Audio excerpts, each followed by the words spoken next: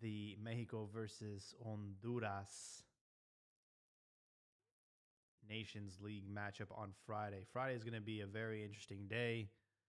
We have been blessed by the athletic gods because we're going to be simultaneously watching two fights: Mexico versus Honduras and Mike Tyson versus Jake Paul, which we might talk about at the end of the pod.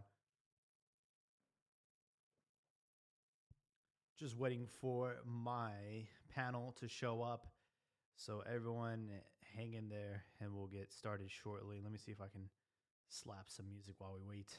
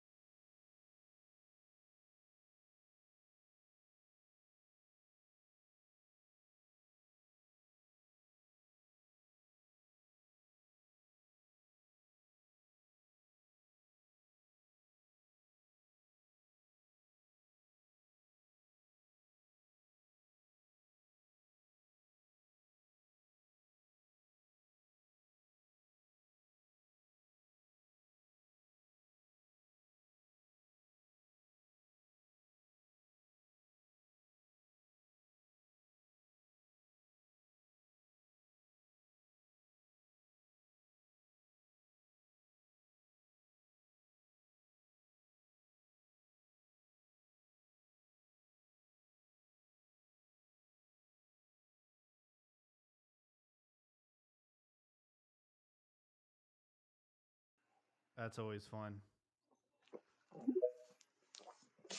Yes, Mic sir. test. 1, 2, 3. Mic test. Yeah, we can hear you. Ah, bueno, Chula, güey. putos. ¿Qué pedo?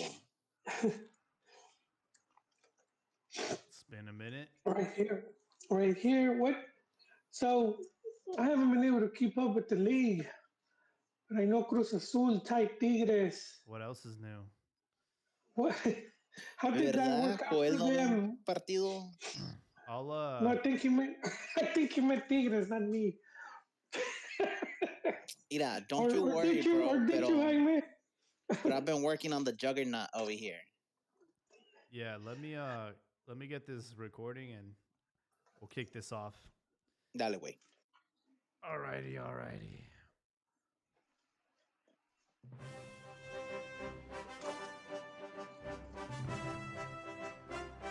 Hello, everybody. Welcome back to Cantina MX Football Podcast, episode 441. We are going to be predicting the play-in now that the regular Liga MX season is over, and who will be the favorites to hoist the trophy. And also, we have some Selección Mexicana action on Friday. They play Honduras in the Nations League. First official match, I think, for Javier Aguirre and Posse. And who knows? There's also a fight going on Friday that we might talk about. It's going to be a good one, live on Twitter Spaces and, of course, YouTube. But before I go any further, I want to welcome our panel tonight. Joel, how you doing? Really good, Jaime. I know as a Chiva, that those last minute defeats hurt, Yeah. but I did found this quality deal at Costco, man. Cimarron reposado, dude, $20. This is some top. This is some really good Yes. tequila. Any out there? If you guys go to Costco, I've been looking for the Siete Leguas, but they don't carry it no more. They don't do that big batch compared Yeah, to the makes big sense. companies. So it's worth the wait. That just means next time I need to buy 2 or 3 bottles. But The Damn. Cimarron hits. It hits, Jaime. So, Yes. For those uh, listening, if you guys ever need some tequila recommendations, reach out to your boy Joel. He is a connoisseur of sorts, and I definitely got a tequila story for you guys tonight. But before I oh, do that, nice. I Nice. got, of course, our number one Cruz Azul fan, Abdias, joining us tonight. Welcome. Buenas, buenas, putos. ¿Cómo estamos? How's the air up there from first place? Honestly, dude, it's a little bit thin and cold. If you spend too much time up here, you start to get nosebleeds. And it's not because of the yayo, it's because of the altitude. So, nada más para que sepan. Pero ¿saben qué, güey? Antes que empecemos, miren. Wow. Miren, señores, a lo mejor no estoy tomando tequila, pero I fully endorse Monaco's, all right? 2 shots in every can, and What the you will fuck is a feel it. Monaco? ¿Ves, güey? Estás viejito, no mames. They sponsor the UFC. ¿Qué tan pendejo estás? I've literally never heard of that. All right, mixed drinks in a can, 2 shots in every can, bro. They'll get you there. It's liquor. Monaco cocktail, and it's got a gallo on the front. Okay. A huevo. Entonces, si eres bien pico, éntrale, güey. It says now comes with 50% more cock. So, Pues, a ver qué, güey. A lo mejor se aparece Richie. A ver qué pedo, porque pues tiene un chingos que no vimos de él. Hey, you know what cracks me up is that trend in Mexico where people wear the hat that says cock on it, and it's a rooster, but it says cock on it. Güey, you know which one's even better? La que trae un pinche loro enfrente, güey, que nomás es un pinche perico. That's my favorite hat in Mexico. Like, that's the best trend right now. You need to send that to me. I haven't seen it. Oh, I'm gonna find it. I'm gonna send it to you, bro, because it's fucking fire. Because like that cock one came out, y luego salieron con la de perico. Órale. Wow. That is all right. We're already getting into it in the in this episode. Yeah, I don't even know where to start. Maybe let's start with disappointment with San Luis Chivas game. It was the last game of the regular season. Chivas needed to win that to get a better opponent in the play-in or maybe get in there directly. And I watched that game. It was a sad game, 0-0 the whole way. A lot of missed opportunities on both sides of the ball. And, almost, like clockwork, they give up a late goal. And San Luis ends up beating Chivas and securing their spot. They're not going to have to go to the play-in. So good for San Luis. They secured the final 6th spot. So yeah, they win fair and square, and Chivas not looking good, and the regular season in 9th, and that is below America, who have had a terrible season and still finish above Mis Chivas.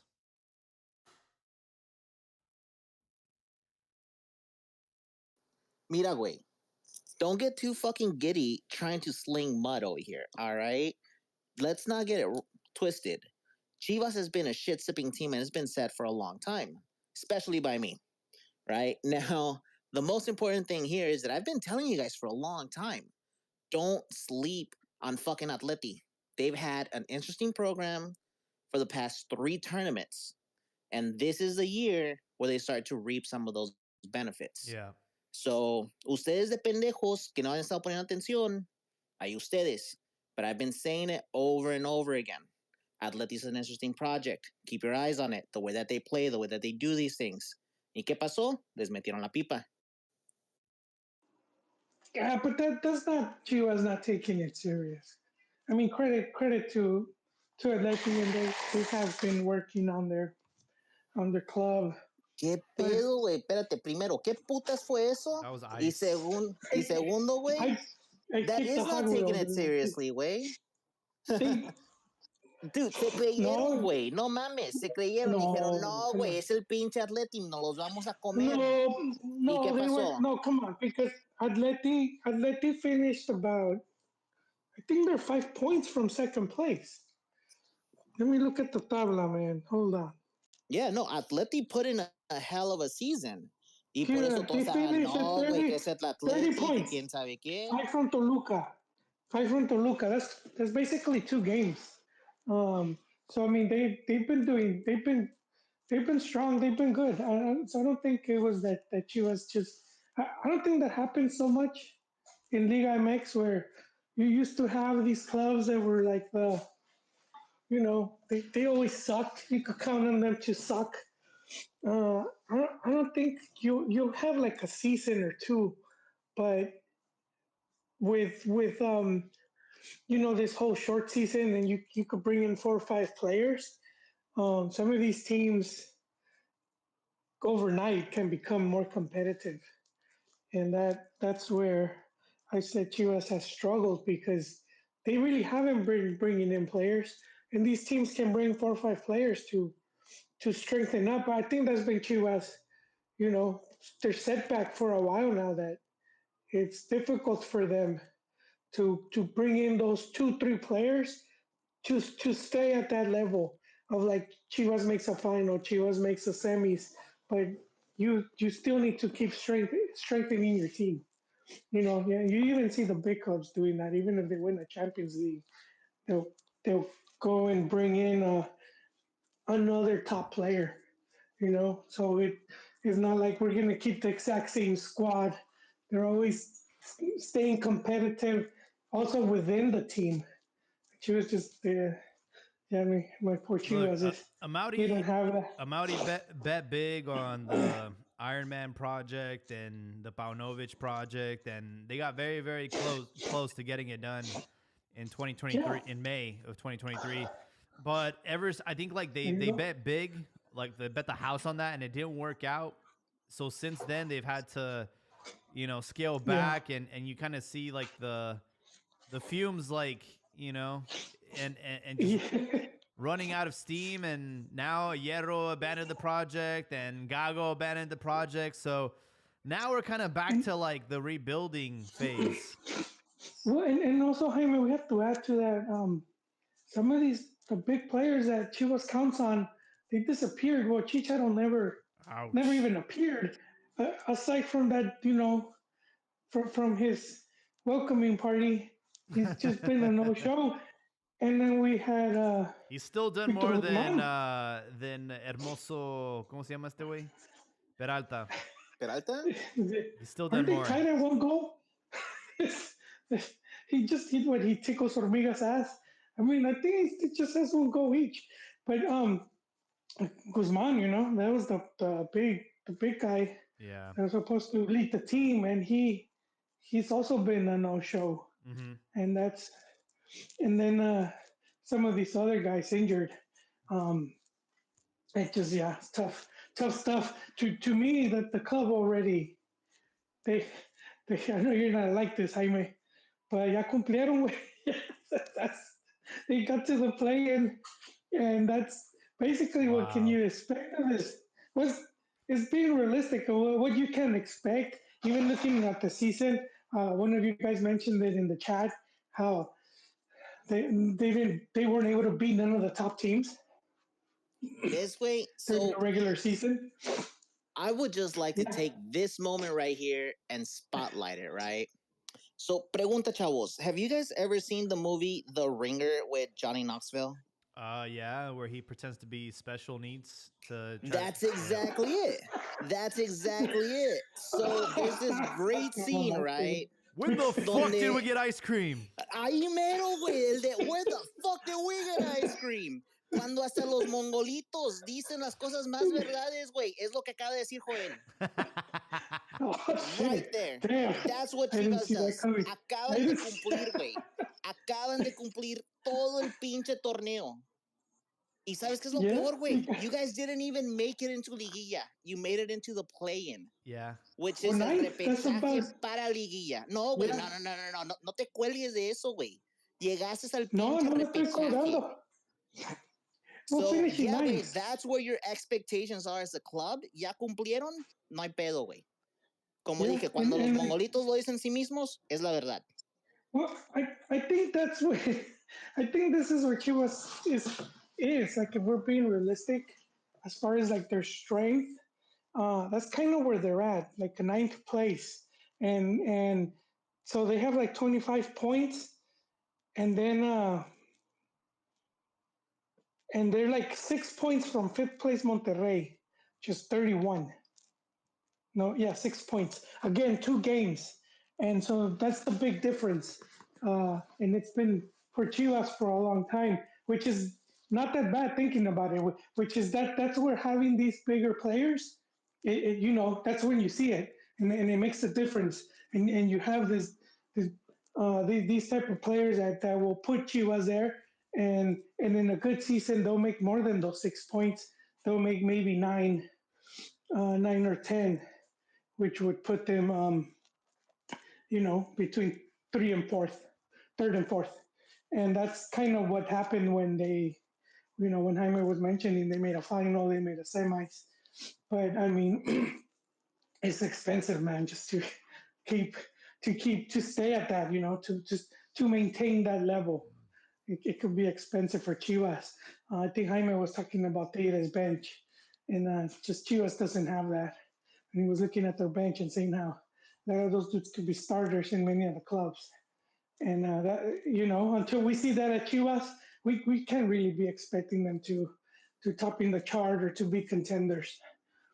Yeah, I think like the biggest the glaring issue with Chivas and how they finish and kind of reflecting on the season. I'm checking right now. Like, I don't think they beat anybody.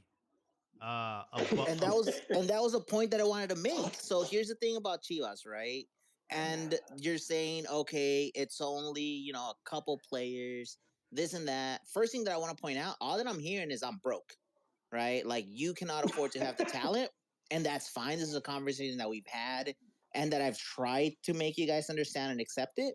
Pero no hay pedo, güey. Aquí estamos. Now, the most important thing to realize here is the difference between Guadalajara and Monterrey. Rayados, let's get it straight, son dos juegos ganados, right? And it's just to bring the point that Al Pastor made a while back is that Chivas loses every single game that you expect them to lose. And that's the only difference. Dos juegos, way. Because if you look at it, Chivas has 7-1, 4 tied, 6 loss. Yeah. Monterrey has 9-4 and 4. It's 2 fucking game difference. Yeah, and I'm trying to pinpoint maybe a game that could have gone our way that didn't, and like, I think the San Luis game. I think the San Luis game they should have won that game. You know what's the problem? Chivas played to their full potential this season, and they did. When you looked at them, they played to their full fucking potential. Y no les dio, güey. There's not even one that you can say, no, pinches Chivas, que quién sabe qué, we almost had it. No, güey, se rifaron. Y tristemente, para eso es para lo que está el club. Well, I just wanted to point out. Let me just confirm something real quick because I had to double check. All of their victories were from teams below them in the table. I'm just gonna leave it there. Well, that's good though. We will be in trouble. We can't beat those teams. But none of their victories were teams above them. So they're like 0 and what, like 8 for teams. Yeah, it's bad. No, look. Hold on. They didn't lose all those games versus the top teams, but they also didn't win those games. They weren't able to beat them. Well, just to make you guys feel better, and hold on, Joel, because just because I know that you love to talk about la Guardiguapas, the slump busters, America did the same thing, bro. They didn't beat any heavyweights. They only went into slump busters. Yeah, but if you're I mean, they're coming off of massive wins. I don't. I'm not looking at them. Wait, yo también por eso. I would say, you know what, wait, I fucked a 6 yesterday. I can fuck a 2 today. Like, that's how it works, right? No, I just wanted to mention on something because you were saying all I'm hearing is that Chivas is broke. And I said that too, but to be fair to the club, it's not that they're always broke. It's just that they don't have as much money as the top teams. So that's the other thing. So where it might seem like they just don't have to that, and they changed the game completely once these these big corporations came in, because Chivas never really been backed by big money. they were socios, and the socios weren't very good. Um, Sometimes they were, or maybe they were lucky. I would have to go digging into that. But I mean, Chivas under socials never had their own stadium. I think Vergara did get the stadium, but to me, I felt it was a mistake. Still think that was one of the club's biggest mistakes. All that money you spent on the stadium, that could have kept Chivas relevant for like 10, 20 years. Just spend it on players, dude. You, don't, you, don't, you don't need that fancy stadium. You Jalisco can, patch it up or whatever.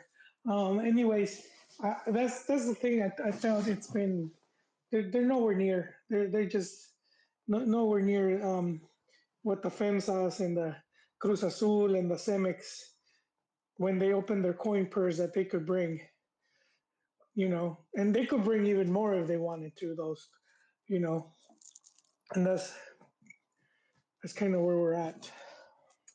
Hey everyone, I just wanted to hop in real quick. Can you guys hear me all right? Hey, Yes, you welcome. follow.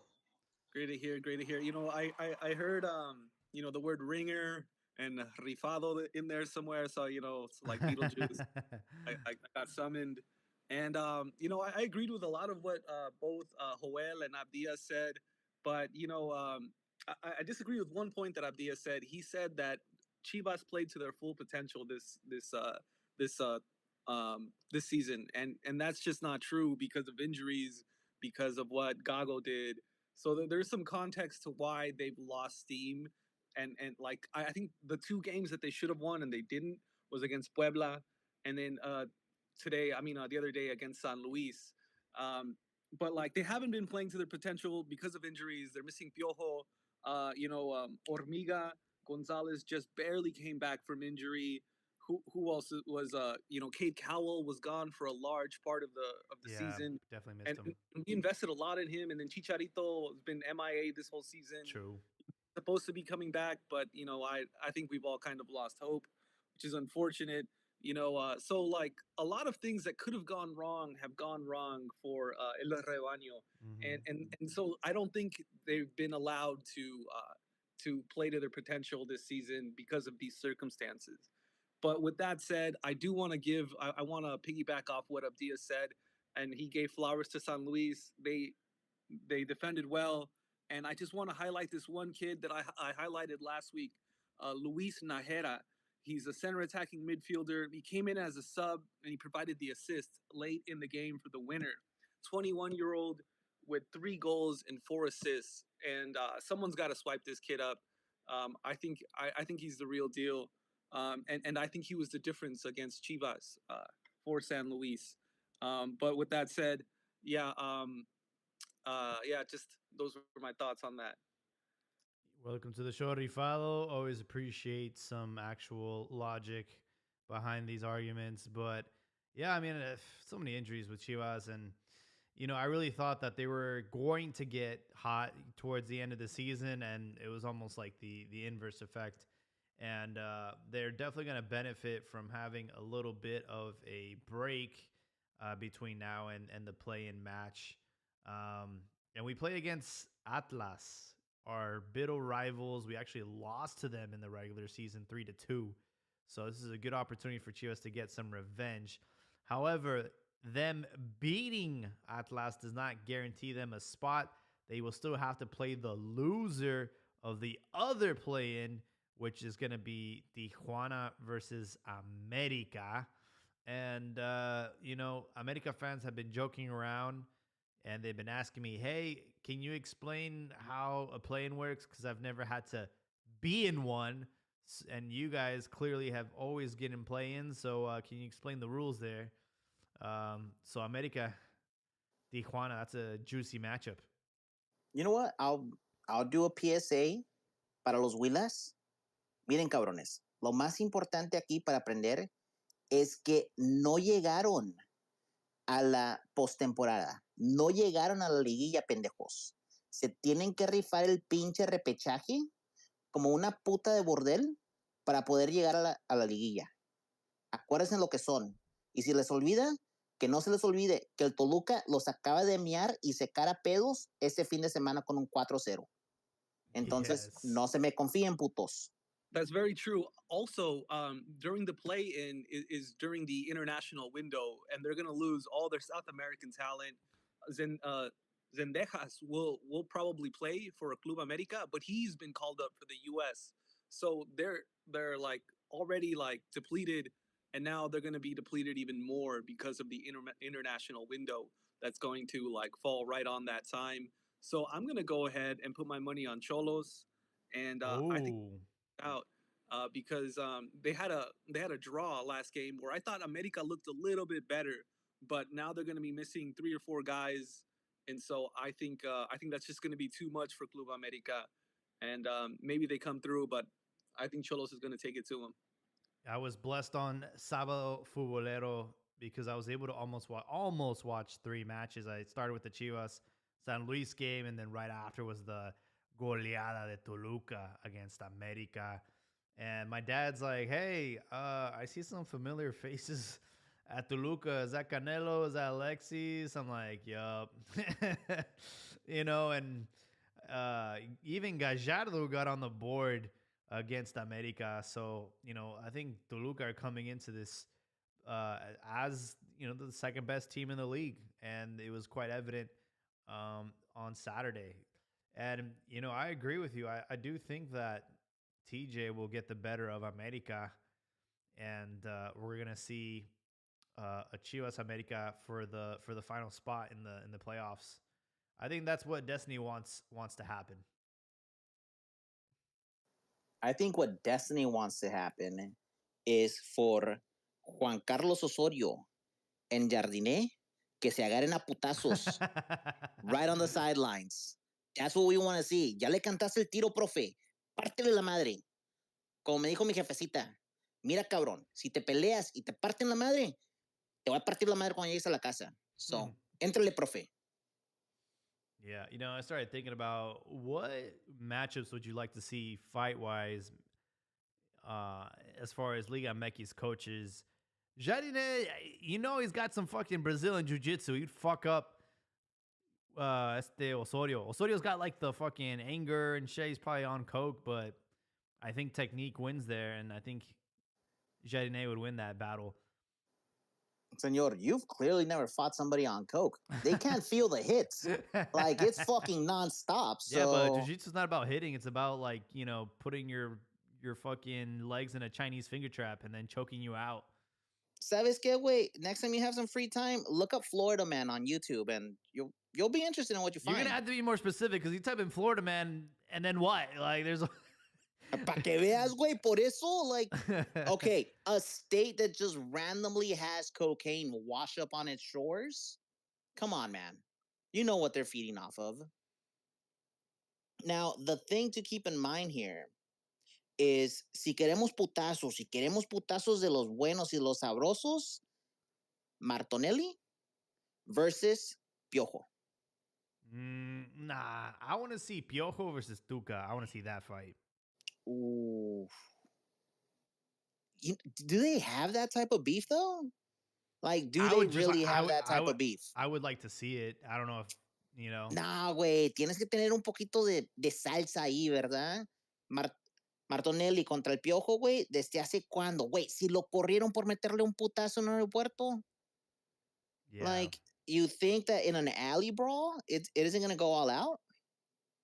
Bro, you're missing out here.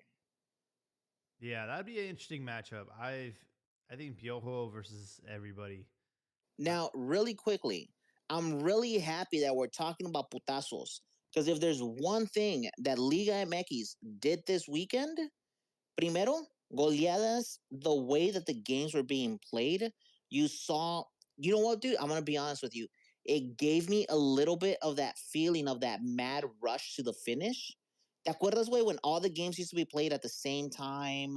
You used to be switching channels. Si uno metía gol y el otro. Mm-hmm. The intensity that these guys were playing with, the America game, the Cruz Azul match, all of those, they were being played al todo, güey. And I fucking loved it. Y todavía aún mejor, hasta hubo putazos. Yeah. En el Tijuana, en el Monterrey, en casi todos, güey, hubo putazos.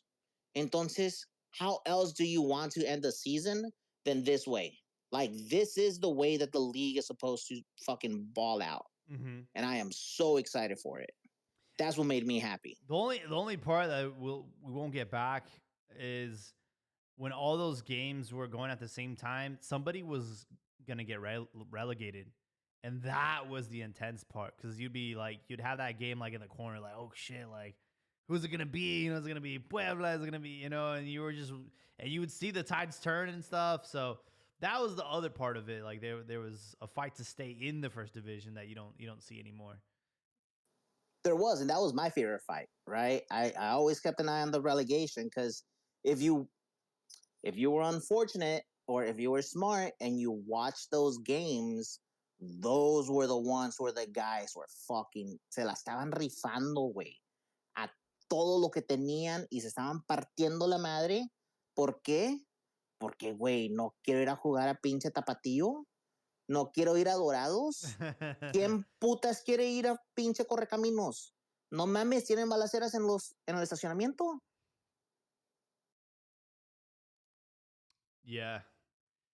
No, I remember there was back when they did like not the general table, but it was like groups. And I remember Puebla was fighting for relegation, and then they ended up winning the game, and then also qualifying to the Liga. It was one of the craziest shits that happened, and it was under este Chelito. No, ¿cómo se llama este güey? El pelón. Is it Chelito? What's his name? Chelis, ¿no? Chelis. Yeah. Entre ese güey. Pero no, güey, neta. Esta semana estuvo buena. Ahora. What happened All to right, hold Cruz on. Azul Are you Tigres? guys? No, I was about to ask. Are you guys done talking about Chivas? We're done. Is this Gonzalo moment through? Do we need a little bit more like shared therapy to get over the trauma of you realizing of the shit sipping team that Chivas is? No. I wanted to talk about Cruz Azul Tigres because that was the third match that I had started watching, and then I went to get shit faced and do karaoke, and that was a great night. You know what? I'm gonna be honest with you. At halftime, I too got shit faced, and I went to pipe my wife. But that's a whole different story.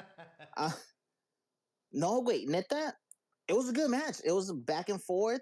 Tigres, wait, you know what Tigres is, especially if you give them the go ahead. They went ahead. They applied good pressure the whole way through. Nos metieron gol al último puto minuto, güey.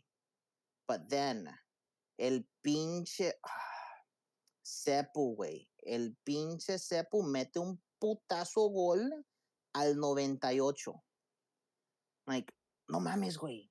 ¿Quién cree eso al 80? Mira, vamos empatados 1-1. Y luego, no, perdón, güey. Vamos, 1-0, nos meten gol en el 88. ¿Verdad? Y neta, güey, se está sintiendo como una puta cruz azuleada. Y se siente bien gacho, güey, porque, like, look, we've been talking about it, and I even said it. It's not a cruz azuleada until Cruz Azul is coming in hot and they shit the bed. Which is bound to happen eventually in this playoff. Mira, Gonzalito. Nomás porque estás emputado, no you quiero know que me it's eches gonna todo ese happen. hate. You know it's gonna happen. It might. You know what? I'm not even going to say that it's not. I'm not going to say that it's not.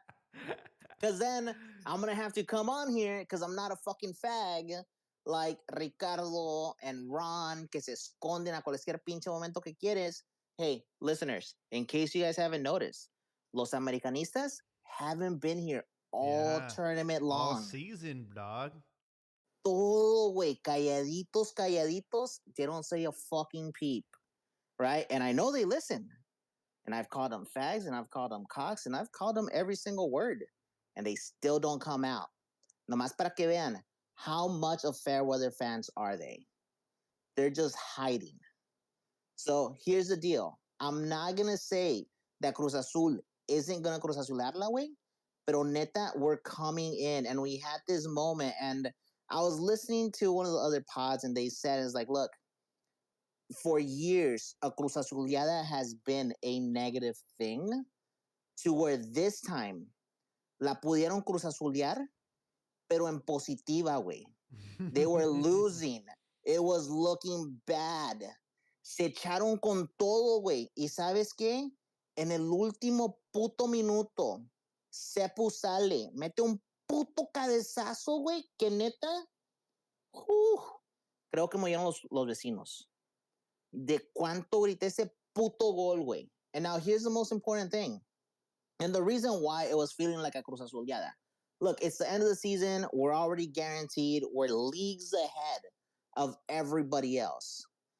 Pero el mame about the points has been so fucking strong that if we didn't hit it, that's all you were going to hear about.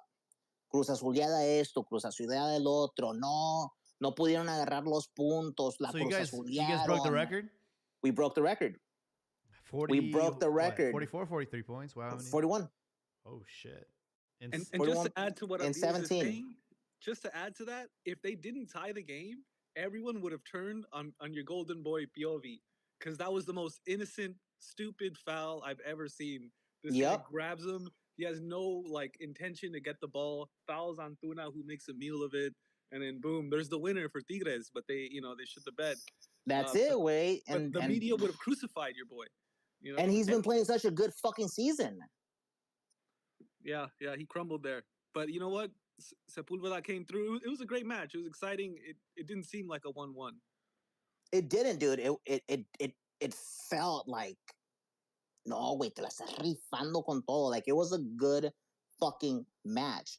And my bad, yes, 42 points in 17 matches. We broke the record. Yeah, with 2 games to spare, because the previous record was when there was 19 or 20 teams. 19. Yeah, so yeah. So like that's the thing, right? Por eso estaba diciendo, like, se estaba sintiendo como una Cruz Azuleada, güey. That, oh, you had this record and you couldn't break it. It's there, da da da. Pues sabes qué, putos? We were down. We came back, tied it, but in our mind, we won it because it's a win. It's kind of like the French said, the Elan de Vatil or some shit like that. You cannot lose a battle that you have won mentally because one cannot lose a battle physically. So just keep fighting, keep pushing, and it's going to work for you. That's a little bit of World War I history for you boys. I don't know how well versed you are. For sure. I was looking at the Golden Boot winner, Paulinho Toluca, 13 goals. Dude is a beast.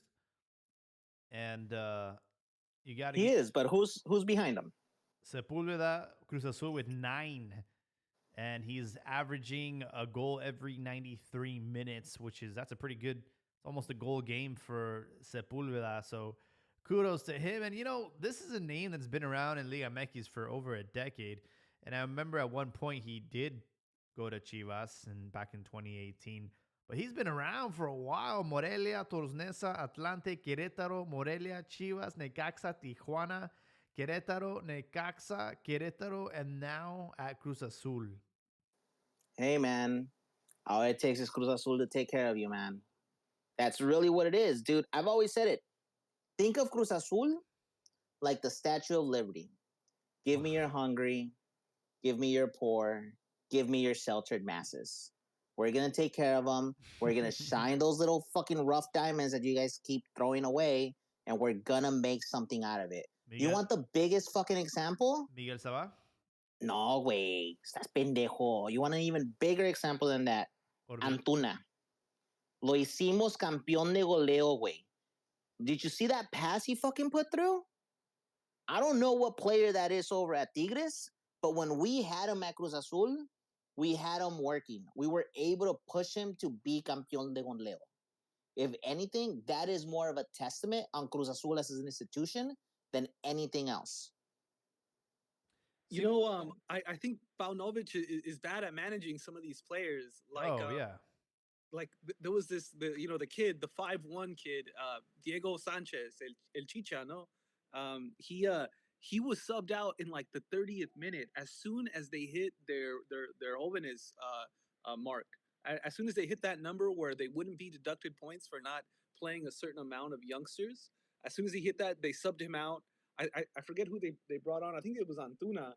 But like Antuna hasn't looked good for Tigres. And and you have to like criticize him for like taking the wind out of a kid's sails who's been looking good, but as soon as like he meets like the metric on a technicality, like you pull the carpet under from him, and I think that's like devastating for like a young player's confidence. And so like and it also betrays this idea that Paunovic has built over like the last couple of years as this like you know this developer of youth. Here he has a team where he doesn't have to play the youth. Was And as soon as, he? Was that confirmed? Because I know Gignac got subbed out within like the 10 minutes because he was injured. So was this move like legit? Like they hit the calculator and just said, "All right, you fulfilled your yeah, duty." so at the start of the game, he needed like 25 minutes, and so I think in the 30th something minute, they sub him out. They're like, all right, we hit our metric, let's get him out of here, let's get someone else on here. And so like I thought that was like I don't know the wrong move. Like 39th minute, they take him out for Linus. yeah, for I like I would like to point something out about this really quickly. This is the same guy who got subbed in at the second half versus Tijuana and fucking scored. The moment that he got put in, he scored a goal. This kid, I don't want to say that he's a real deal, but he has potential. So much so that He's when that was 5'1", bro. happening, doesn't fucking matter, dude. He comes in and scores a goal. In Liga MX, it matters. I mean, in Liga MX, No mames, sorry, güey. sorry. En Liga MX it No, no, doesn't no. fucking matter. Hay un pinches I montón meant de to say, chaparros. I meant to say in Liga MX it doesn't matter, but it's not like that. That'll always be his ceiling. Is him? I don't think I've seen any. I mean, you've seen some. Bro, that's Mexican ceiling. The Mexican ceiling is Liga MX. All right, look at your club. Look at Chivas. You play with an all-Mexican team and you can't make it past 9th place. That is your ceiling. That is the Mexican ceiling. No mames, So then güey. what's wrong with this kid que está chaparrito? ¿Y sabes qué, güey? Está güerito. He can come in y ser el revolucionario that comes in and scores you a goal. Why the fuck don't you use him? And even then, they brought him in with super limited minutes at the end, with just enough for him to go into his next game. Y luego lo sacan. Yeah, he started. Like, he started that's the the game. argument there. and yeah, he's only got 5 games this season, which to me is crazy. I thought he'd appeared more, but he's only appeared 5 times. No, he popped up out of nowhere like a fucking Oompa Loompa. Yeah, honestly. Yeah, he kind of just popped up out of nowhere, and like I was watching that game with my my family, and I have a nephew who's like, I think he's like in 4th or 5th grade, and I'm like, hey bro, look, you're the same height as this kid, like nothing's impossible. I thought you were going to tell me that you had a nephew that's little people. I was like, man, that's very nice of you. Look at you. Nah, but I didn't know that they took him out that early. That's crazy. Yeah, like about 4 or 5 minutes away from halftime. Like, but we've already seen Paunovic, shit the bed in a final and make some stupid moves and stuff. So this is like the sort of stuff, like a trend that I've seen in Paunovic, where I see that he's not a good player manager, where he's the sort of guy where the locker room will turn on you, where you like go up to a press conference with a black guy and you won't tell him why, So I think this is like a pattern that we're gonna see in Paunovic going forward. Yeah. So we'll see. And one can argue that now he's dealing with even bigger egos at Tigres compared to Chivas. Obviously, at Chivas, you have your Pochos, your Chicha. Well, actually, I don't think he had the opportunity to coach Chicha, but he had some players that Alexis Vega. So, but you go to Tigres, you got Gignac, right? He probably runs that team, so it's like that's his team, and you got some big names there. Antuna's always been issues with discipline.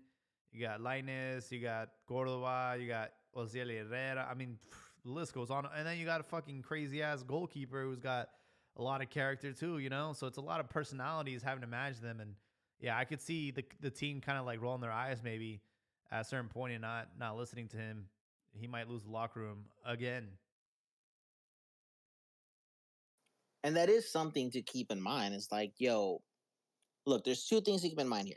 1, the star power that there is in Tigres just on their bench alone. And the second one is something that's been said for a while, which is that Tigres is the cancer of La Cuna de Mexico. Why? Because they'll come in, they'll snatch up talent, and they'll have it sit on the bench. They are so stacked that they'll start buying young players and things like that. Even America does it too, where they'll offer a young, promising player a large contract and then just sit them on the bench. Se desaparecen. What happened to Chiquito That's Sanchez? exactly it. That's exactly it. El Chiquito. You don't fucking know. Se les pierde, güey.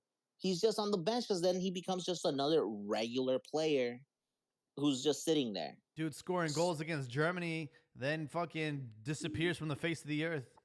It's his own fault. Like, oh, some blame is on America because they play him out wide, which I think is dumb. But like, Diego Valdez was out for a lot of the season. He's had plenty of opportunities to play well for Club America, and he just hasn't. So maybe it's the system, maybe it's the new environment, maybe it's a culmination of a lot of things. But part of the blame is also on Chiquito. He's I don't know.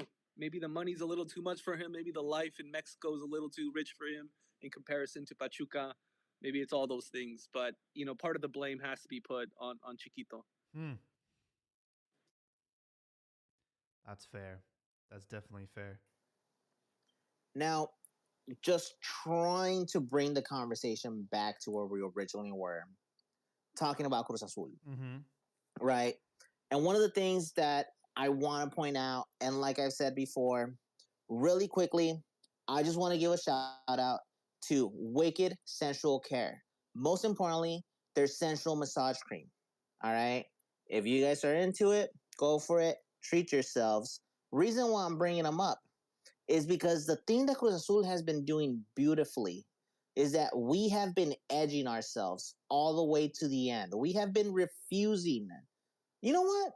In fact, now that I look back upon it, Cruz Azul has been partaking in No Nut November.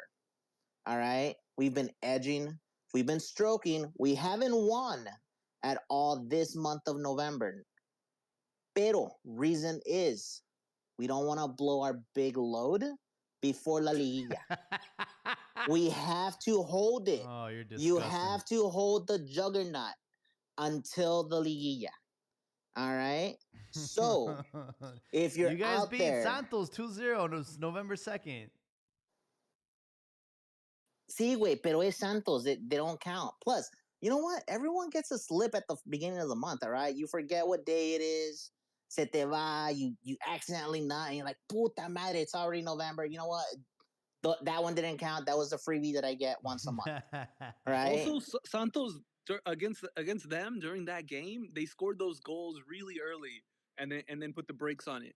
Yes. So like, yeah. Oh, actually, no way. The 68. Oh shit.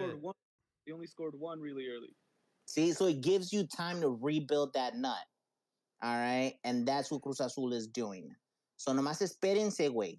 Estamos tan llenos de leche que si no te dejamos un niño, te hacemos un puto queso. Entonces tú escoge cuál quieres.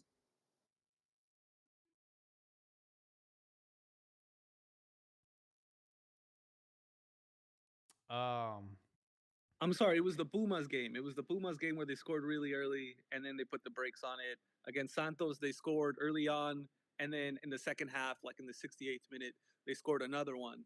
But I do think they've calmed down. Like maybe the fatigue, or maybe they're holding back just a smidge, like so as to avoid injury. Like Abdias is talking about. They're like maybe they're getting instructions like, all right, just chill out. Let's just see these games through. Let's not go all out. Let's not injure ourselves because we're almost at the finish line. You got to save it for that last lap. So I think it might be more that, and maybe like a little fatigue because it is the end of the season. You get a little break, and then the Liguilla starts. I'm going to be honest, man. I think the guys are feathering it because here's the deal. By the time that point hit, we were already 8 points ahead of anybody catching up to us. So what do you have to risk? And at that point es cuando empezó el mame about the points, right? Oh, how many points can they win? Can they break the record? Can they do all this? So then, okay, you know what? Let's trot to the finish. There's no reason to fucking gallop. Just a quick Simple trot. We'll get there. We'll do what we have to, and then we'll keep it pushing, and then we'll put in the real work into the liguilla. Now, one of the things, and I've typically been pretty outspoken about this, is the fact that you typically have this bye week, right, for the clubs that qualify directly. Cruz Azul is going into a three and a half week bye week, and it's fucking ridiculous. I agree. Now, the only positive that I take away from this is that Cruz Azul is being used as the backbone of the Mexican national team. So, if anything, they come. I don't know if the fatigue is going to really impact So them we're losing to Honduras, is or what you're if it's going saying. to help them. No, wait. You know what? That's a different topic. We're not even going to get into that right now. We'll talk about it later. But the big thing is the team itself, the core of the team is still having competitive minutes. And that's important. You really think out of all the players they called up from Cruz Azul, they're all going to be starters? I don't think so. I'm not saying starters. I'm saying that you're having a different type of training. You're having something that's more competitive. Then, hey, ¿sabes qué, güey? Okay, we play Liguilla for right now. You get a bye week. Then we come back and we start doing calentamientos and we start doing preparaciones and we start doing all of that. No, way. This one is, te vas a ir a partir la madre en la selección. You're going to go, you're going to stay in shape. Then you're going to come back. We're going to give you some rest time and you go back onto the team. It doesn't stop the momentum that some of your players had. The only player I see getting full minutes is Charlie Rodriguez because he's hooking Aguirre up with the fucking prostitutes or something, dude. I don't know what the fuck, how he remains a starter on the national I team. see Romo. I see Romo getting yeah, minutes. Yeah. Yeah. I see Huescas. Honestly, dude. So, all right. If we're talking, I think we're done with La Liga, right? Does anybody else have anything to say? You know what? I'm going to point out somebody. Hey, abuelo, ¿qué traes tú? Joel. He's not participating in No Nut November. He's getting in right now. No, I'm right here. I'm listening. I thought que se la estaban metiendo a él. Damn. No. Aquí estoy. But I will say this is gonna be an uncomfortable conversation for Rifalo, but I did see something. There was four clubs, the four top clubs that gave the youth the most minutes. Number 1, Pachuca, over 4,000 minutes. Then number 2, Santos. Number 3, Chivas. And number 4, Necaxa. And out of those 4, Chivas are technically the only team that qualified to a play-in. That's a really good point. And as far as Santos is concerned, they had a lot of deficiencies throughout this whole season. Ambriz, he just renounced as the coach for Santos. He did. And during this match against Querétaro, they fielded 12 U23 players, and which is crazy to me. I think he just let anyone get their chance, and ended up losing 3-2 in an exciting loss, right, for them. But what's it called? They're like I don't know, like I think they've skewed too far to the youth. Where like they lose control of the match. They have trouble holding on to possession. The two defenders that they have are both really young. One of them is 22 years old, and I think the other one is 18 years old or 19 years old. And so like you have like these innocent defenders that are letting in goals, they're getting beat, that are kind of like lightweight in comparison to some of these big dogs. So I think they skewed too far to that area. As far as Chivas is concerned, it's like I said earlier, injuries, right, and then the whole Gagon disaster. So like, and then Necaxa, they're not a very good team. I don't think they will be. I've heard rumors that Jimmy Lozano is going to be replacing their coach who just got fired or quit. So we'll see what he can do with Necaxa. And then, Pachuca hasn't recovered from being gutted. And we'll see how they bounce back if Almada will even stay. I've heard rumors that he's leaving. So we'll see what's up with that. But, yeah, that's something to take into account. when you have too much youth, like these players, they're at times unreliable, right? And so that's one of the drawbacks to relying solely on youth. I know the fans, me myself included, we always want to see the young guys, but like that this year is one of the drawbacks to them. Um, and yeah,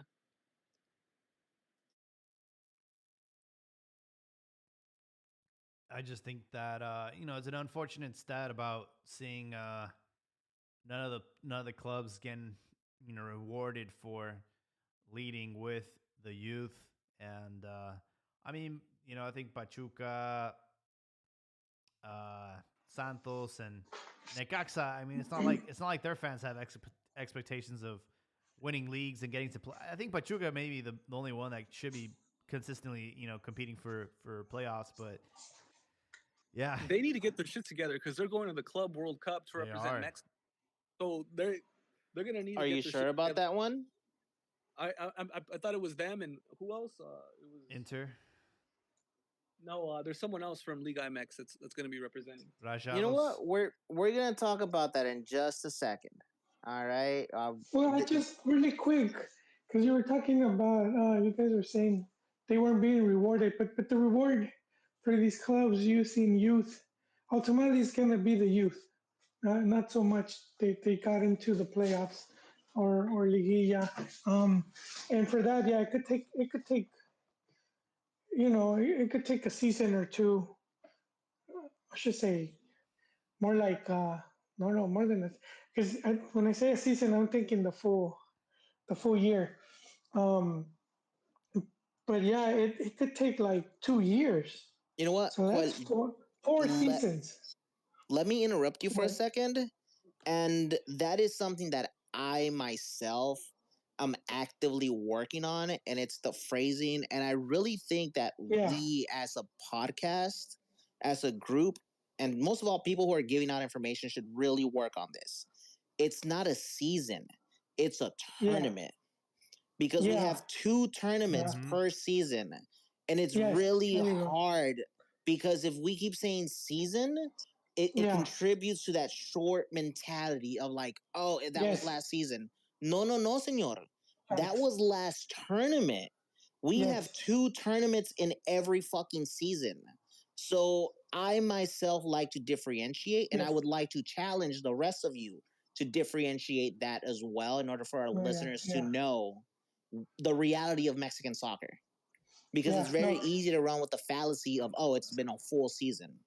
yeah. No, I completely agree. It's just that some of my hot takes that I've gotten from listening to coaches and stuff, and they're more like talking of their season that they're used to, but yeah, and then I forget it's Mexico's the short the tourney format. But yeah, I agree 100% what you said. So it takes like 2 years, 4 tournaments, which about to start seeing some really good results if you're just sticking with youth. Um, and so some clubs, and that's probably the one of the that is one of the positives of the no relegation. That you don't have to worry about that, and then you're gonna start seeing the fruits of your hard work at the end of those 2 years. The 18-year-old is 20, the 20-year-old is like 22. You just we've seen it before with other clubs like Atlas, Chivas. All these clubs have done that. We've seen it when all their players now just all of a sudden they have that experience and they're finding themselves now. Um, so You know, I hope what happened. I'm sorry. Go ahead. No, and I just hope that the clubs uh, understand that because well, I don't say the clubs, the owners. Because usually the owners, the clubs know what's up. We tend to demonize a lot of times, and there's a lot of people doing really good work.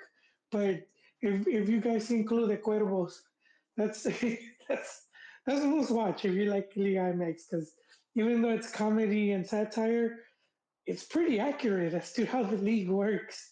And it's because it's taken from a lot of the stories that have happened in Liga MX. But it's usually the owner all of a sudden here's a conversation or someone convinces him and he'll just fucking change, from one day to the next. He'll change the whole structure. He'll bring in, we saw with Vergara, he brings in the Cruyff, paid a lot of money to have Johan Cruyff and his people, and then didn't even let him finish do their work, just booted him out. So it's like that. So I just hope that these clubs are more serious because we are seeing some really good positive things. A lot of these players that have been looking good, and and like in those 2 years, those are going to be they could start being bigger names, challenging for the national team and all that stuff. So let's hope that they don't give up, that these clubs continue to bet on their youth. Yeah, I hope so too. I think it's been a resounding success though. I know like two of these teams um, have been really bad, and that's Santos and Pachuca. But Pachuca can bounce back, and they've proven that they can do that. As far as Chivas is concerned, I think the youth has been helping them. Their whole back line. They have what's his name, Luis Rey, the 22-year-old that I've been touting. He came out from out of nowhere. Then you have Castillo and Orozco that are also like all three of these guys are 22 years old. All three of them have like a huge ceiling. You have Chavez, you have Ormiga. Like these players are like stalwarts, right, for this team, and they and it shows like that investing in youth has a really big upside, right? And you have like and it's not just at Chivas, it's also at Monterrey where Fidel Ambriz as well as Fimbres have cemented themselves as the double pivot for that team, that star-studded team. You have two kids, one of them 21, Ambriz, and then the 19-year-old Fimbres, who are like beating out international stars for that center midfield position. And so like this rule, it's uncovered a lot of gems, and I think I hope it stays. Maybe they want to change it a little bit. That's fine, but like it'll only benefit the league to have these players come out of nowhere and start like producing for these clubs and and helping la selección while they're at it. So I hope it stays, and I also hope Santos and Pachuca get some reward for like their heavy investment in the youth, because I feel like they've really gone for that, and I think they're just missing some pieces to be competitive. And so hopefully next year they can get their shit together, especially Uh, Pachuca. you, I'm not worried about those two teams because they've done that. They've done that before. They don't they don't mind. They don't mind that. And they're so because they're small market clubs. They don't get the flack as the other teams do. And so I think that's why they're more willing to do, as you said, to put up to the 11 players or 12, how many ever you said got to play, which is good. So I think those guys are betting big on that. And so I'm just more for the other clubs that they're like, let's try this, and then the first season it's like they'll miss playoffs and they're like, nah, fuck it, I'd rather claw my way in there and and sell whatever player that we brought in that had a good season and make some money like that. Kind You of know, seems I'm to be the excited to see what Chivas or some of these other teams do and snatch up some of these guys. Like I'm looking at Jordan. oh yeah, yeah, I'm looking at. I was touting the San Luis kid, Luis Najera. Someone's gonna snatch this yeah. guy up. I'd love for it to be Chivas. This guy, he's got 3 goals, 4 assists. Jordan Carrillo didn't do anything this season, but he was injured for a lot of it. Like there's a lot of like openings now for like Mexican youth that you wouldn't have seen, that you wouldn't have counted on. That someone like For, Chivas for can go and swoop in and yeah, make themselves better with. for Chivas is like I don't know if you remember when you were trying to buy toilet paper during COVID, and this, but that's Chivas at the transfer market. It's all sold out. It's empty. You see some fucker in the parking lot with a whole pallet of Charmins. But now it's Bro, why are you like, talking shit about Pachuca? Like they figured out the business to soccer. No, they did. They did. No, but right now, right now it's like Rafal is saying, Chivas is gonna benefit from this, and so they're gonna go to the supermarket after the whole COVID thing died down, and it's like, yeah, they could have their pick of players, and which is gonna, they don't have to be going to the U.S. third division or second division as they were not they're kind of doing now. They don't have to be, with a fine comb looking for someone with some Mexican connection in Europe. They have them right there in their own backyard. It's all this talent that it's already shown what they could do in the league.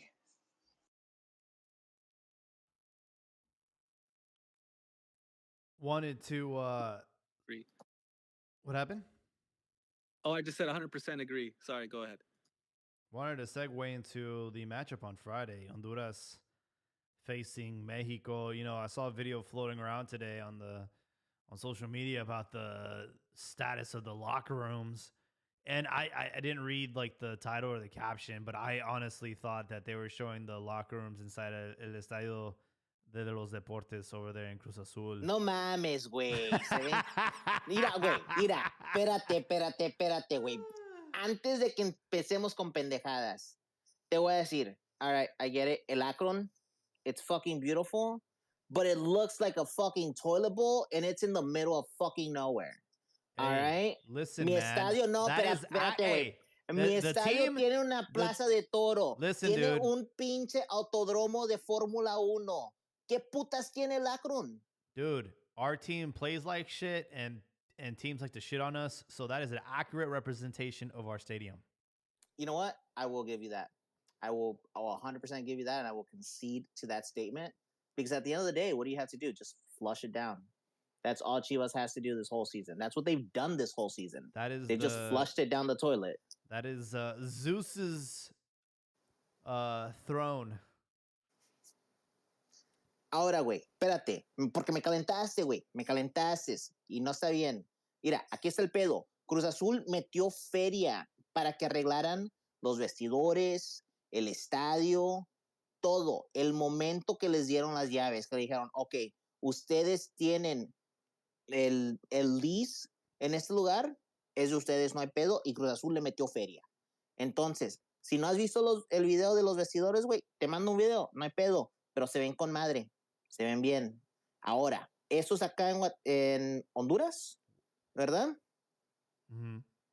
No, güey, se ven de la verga. They were even missing fucking tiles in the showers. I know. Like, I was you like, know, oh. All right, for those of you who know, and for those of you who travel to Mexico, cuando te paras en el Oxxo, güey, y te echan gas y vas al baño, you automatically know that the floors are going to be wet and slippery. That is what that fucking locker room looks like, bro.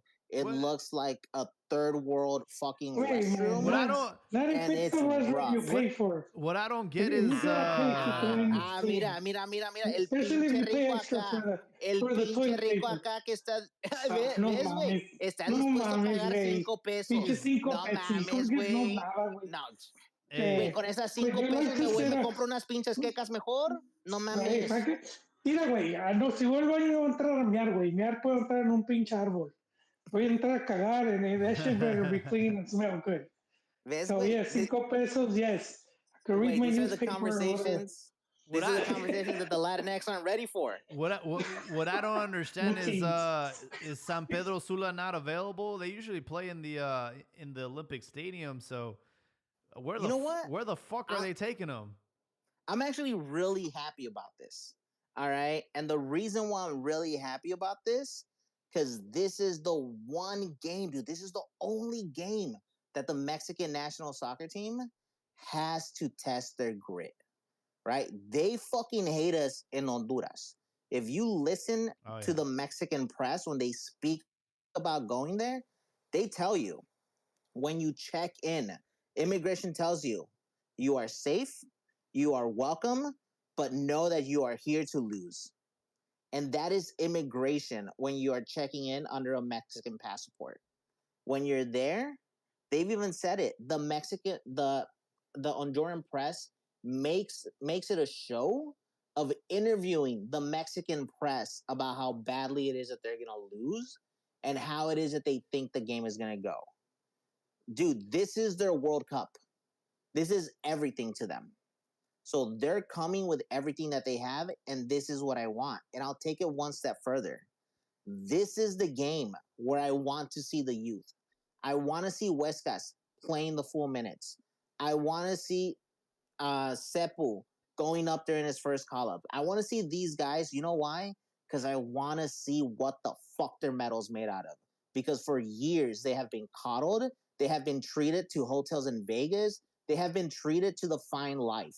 As of right now, you have been given a walk in to the World Cup, and unfortunately, because we are a host nation, it seems as if we're being punished by it because we cannot get quality opponents. So, what is your medal and what is your team made of? And this is what this test is for. Yeah. That's what I want. That's why I'm happy about this. And a lot of people forget that this rivalry goes beyond the pitch. It's obviously a lot of strain on the border, and you can't ignore the fact that like a lot of Hondurans go through Mexico to get to the states to get asylum, and a lot of them are stuck in Mexico. That's it. That's it. And most importantly, you cannot forget the way that they are treated. And for those of us who speak Spanish, listen to the song Tres Veces Mojado by Los Tucanes de Tijuana. That's what you want to hear. ¿Es de Los Tucanes o Los Tigres? No me acuerdo, güey. Pero Tres Veces Mojado es la canción que quieres oír. Because it tells you the story of being a foreigner in Mexico, even though you're the same skin color, you speak the same language, and depending on where you're from in Mexico, you kind of look the same. So remember that rivalry. Los Tigres del Norte. Ahí están, güey. I think. Oh, he dropped his phone. I dropped my thing. No, my ear thing. No. Hey, wait. No, just so you know, there's shelter for battered men too. That's what I want to say. Because you married a white baddie doesn't mean you have to stay. No, I was gonna tell you, there is that, but there's also a lot of good. I don't think it's that bad where it's like you go there and you're automatically getting treated. You're I'm not saying like that, but I'm saying that soccer is there. El fútbol, la pasión está ahí y te lo hacen saber, te hacen sentir. Sabes que no eres bienvenido en ese país cuando están jugando las selecciones. Cuando estás ahí como un hincha de la selección, sabes que, güey, eres una genial persona y todo lo demás, pero hoy me vale verga, te vamos a quebrar, puto. Ven para acá y vas a ver qué es lo que va a pasar. So just to push back on what Abdias is saying, just a little bit. So the last time we played Honduras in that competitive match in Honduras, we thought that they were going to do their usual antics, which was grow the grass long and play like shit and hack us, right? They didn't do that. They actually played really well against us. And so I think we're facing a new, different type of opponent in Honduras, where they're trying to play as protagonists themselves, and they don't have like that old guard of player that were just hack masters that would just beat the crap out of you throughout the whole match. I think it's just really quick. I think it's because you just see that we would see that in Liga MX.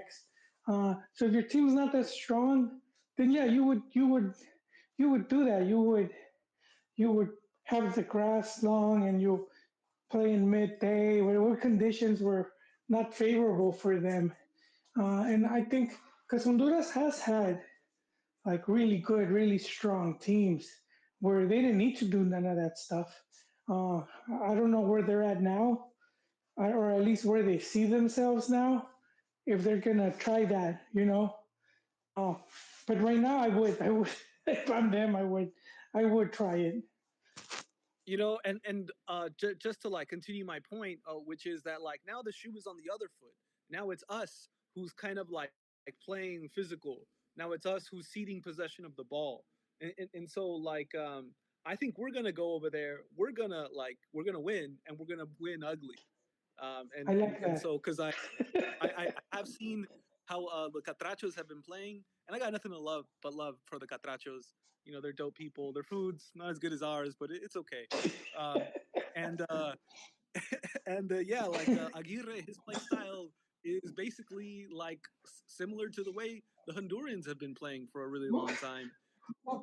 Putazos. Well, just I don't know if you guys read. Rafa Ramos had this blog around the time that Aguirre was mentioned, and he talked about a friendly match when Aguirre was a player, and they played against Uruguay, and that Aguirre was hacking the Uruguayans, and that the next day the press was this Mexican came to teach the Uruguayans how to play. So he kind of like he beat us at our own game, and that's one thing I like about Aguirre, man. You don't Yeah, always have to do the fancy tiki taka. Sometimes it's putazos, and then I'm all for that. you know what? I've heard that same story, and he left the Uruguayan defender without his two front teeth. Lo dejó chimuelo. And so, Damn, I fixed I that part. mean, Oh shit. I mean, as my personal hero, Poncho Negri said, "Putazos o qué? Putazos o qué?" And that's what I love. Now, really quickly, one of the things that I want to point out, and you mentioned it, and Rifaro said it beautifully.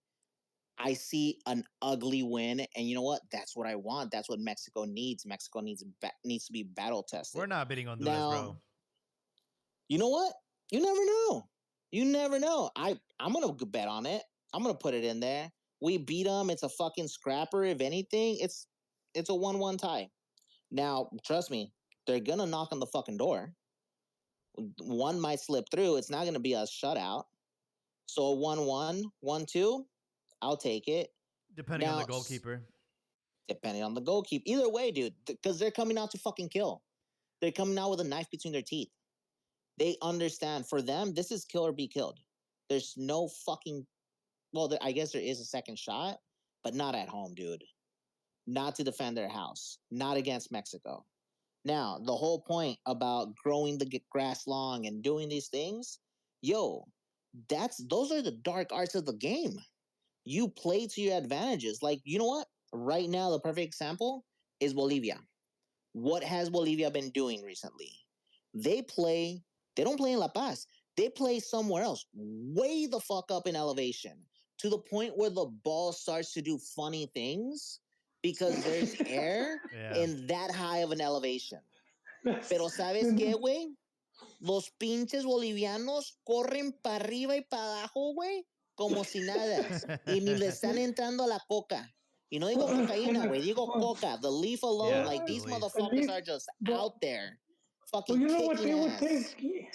You know what some South Americans would take when they were playing Bolivia? No. This is right up your alley, Diaz. What? Viagra. Ah, neta, güey. I don't know. Para correr con el pito parado, I don't know. But I think it had something to do with the blood and whatnot. Oh but my I god. know it's. Bro, I'm going to look it up because I do. That was one of the things to combat the altura. Dude, it's wild the way you have to do it up there. Now, really quickly, one of the things that I would like to point out, as of right now, in CONMEBOL qualifiers, Bolivia is in 7th place. Uh-huh. All right. They have been steadily marching their way up. They're not going to make it. I get it. But ever since they moved to that altitude, no mames, güey, le están partiendo la madre a todos. But if you look at their goals, the ball starts to do funny thing at that level of elevation. It's wild. You know what's also wild is these YouTube comments. I totally neglected them. We have Juan Herrera. He's got a bone to pick with you, Diaz. He says, tell Albañil to put a lid on his bizarro takes. I don't mind if Cruz Azul wins this season on the count that they were the best team. But the only thing that's going to suck is hearing this guy gloat in his annoying voice. I feel sorry for his wife. ¿Sabes qué, güey? ¿Cómo se llama este pinche keyboard warrior que se cree bien valiente Juan allá? Herrera. Mira, ¿sabes qué, Juan? Primero, antes que nada, chingas a tu madre. Pero segundo, ¿sabes qué, güey? Thank you for giving me a segue. Amorcito, chiquita, mi güera. I fucking love you, all right? Today is our 4-year anniversary of being married. We've been together 11 years. You know that I'm a fucking dirtbag, but you stick with me. I love you. I know you don't listen to this podcast, pero aquí estás, mamá. Y para ti, Juan, me la mamas, puto, y manos te van a faltar para pelármela. A la próxima, vente aquí en X y vamos a ver si eres tan valiente. Yeah, Juan, I encourage you to hop on Twitter and join us on the voice chat. And we have a loyal fan returning on the YouTube as well, Isa Tigrita. She says, "Saludos, guys." So shout out to her. Oh man, that's funny stuff by Abdias. You know, I think the big question with this Honduras Tigres game, Honduras Tigres, Honduras Mexico game is who will our starting goalkeeper be? Is Aguirre gonna count on the experience that Ochoa has in these high matches where there's a lot of you're on the road and you need some stability in the back, or is he gonna give the nod to Malagon? Good I question. think 'cause Malagon's I'm been bad. You said Malagon's been bad. I agree. I think if anyone, it should be Rangel getting the nod, but I think he's gonna go with his gut and go with Ochoa. damn. No You know, mames, güey. Serious? Okay. it's Has well, look, wait, hold on. anybody This seen the video of Memo Ochoa ducking out of the way of a goal? Where? Like recently? Recently, dude, this was like maybe a week ago. No mames, güey. Tiro libre. He's at the near post. It's coming in perfectly. Y el pendejo se agacha. Se agacha como putita. No mames, güey. Like, pasa todo el puto tiempo. Y se los he dicho una y otra vez. Puta de verdel, güey. Puta de pinche burdel. Y cada 4 años le ponemos el maquillaje. He has his own personal little swan episode. I saw that goal. The sun was in his eyes, so it's not a good excuse. But I mean, he wasn't like scared or anything. He just couldn't see. And, yeah. Hey, Rifado, how does his meat taste, bro? How does his meat taste? Is it salty? I'm not a fan of this guy. I don't want him to start. I think it should be Rangel, but I did want to provide that context. Yeah, I think that's two sides of the coin. You you put Ochoa, something goes bad, he takes all the blame. You don't have to play him. And so it goes bad. I mean, a bad result. You put the younger guy, and it's like they could shit the bed, but at the same time, as Diaz mentioned, and you guys as well, you need these kind of games to you grow. know, to grow to grow that backbone. Yeah, exactly. So, I think the most important thing here is that it's going to be El Vasco's chance to show us. Is he going to stick with the old guard and do what he's always done? Mm-hmm. Or has his idea to football in general changed? Right? Has it evolved? Or is he still, you know what? I'm going to trust the old guard. I'm going to trust my old guys. And I'm going to push from there. If so, that's okay. I guess it's just time to know who it is that we're in bed with. Yeah. I'll be honest, I'll be deeply disappointed if he does go with Ochoa and plays the safe bet there. I really think out of all three goalkeepers, Raul Rangel has been in the best form of the three. And I would love to see him get the chance to do it, but I will not be surprised if it's Ochoa plus 10 on Friday. So just to to piggyback off that. So the thing about these three goalkeepers is that Malagon and Ochoa are a lot alike. They're great with their feet. They're agile. Malagon is in better form. Even though he did eat four against Toluca this past week, but Rangel, he's really good in the air. So it depends on what sort of gameplay Honduras is going to come out with. And I'm not too sure. Like I said earlier, I think they're going to play with the ball, right? I think they're going to play with the ball, and I think they're going to have a lot more possession than we're used to seeing. Mm-hmm. And if that's the case, then Rangel is the guy to do it. He's the guy who's going to from his goal. He's going to catch things in the air. He's going to be good at corner kicks and any set piece. And he's good at coming out too. Yeah, he doesn't shy away, which is something that I've always hated about Ochoa. Yep. He doesn't come out. And so but like if he thinks that his team can dominate the possession of the ball, then you want to start that with a goalkeeper who's really good with his feet, and Mhm. that's where Malagon and Ochoa come in, and hopefully it's Malagon over Ochoa if that's the route he wants to go. Yeah. But I think like that's what it's going to come down to. Yeah. Yeah. Good call out there. It's gonna be interesting, and I also want to know how much of an influence Rafa has on this too. I'm sure Rafa Marquez has his own ideas, and you saw some of the people that were called up. You know, some new names for La Selección, and I don't know again if that was like Rafa's influence there. And that was one of the things that I was looking at, right? Like you have Obed in there, right? Come on, man. Is Obed Vargas really going to get minutes? And if so, here's the question that I have for you guys and in general being okay, we're facing the same opponent twice. In which game is the one where you risk? Is it in the away game or is it in the home game? What do you mean by risk? Where you put in the new guys, where you, ¿sabes qué, güey? A lo mejor pierdo, You don't. pero los chavitos, dude, you have to. No, Then what the because fuck is the point of all this? Nations League is an official tournament. Nations League is fucking nothing, dude. We have a World Cup. I know. But it's We have a World Cup to focus to. So therefore, ¿sabes qué, güey? If you're focusing on the Nations League, you're a fucking idiot and you deserve everything that you get. Think about it how it looks like from Aguirre's standpoint. You are the bombero. You are the fireman for the third time. You're here to put out a fire and calm everyone down because obviously our last coach didn't work out.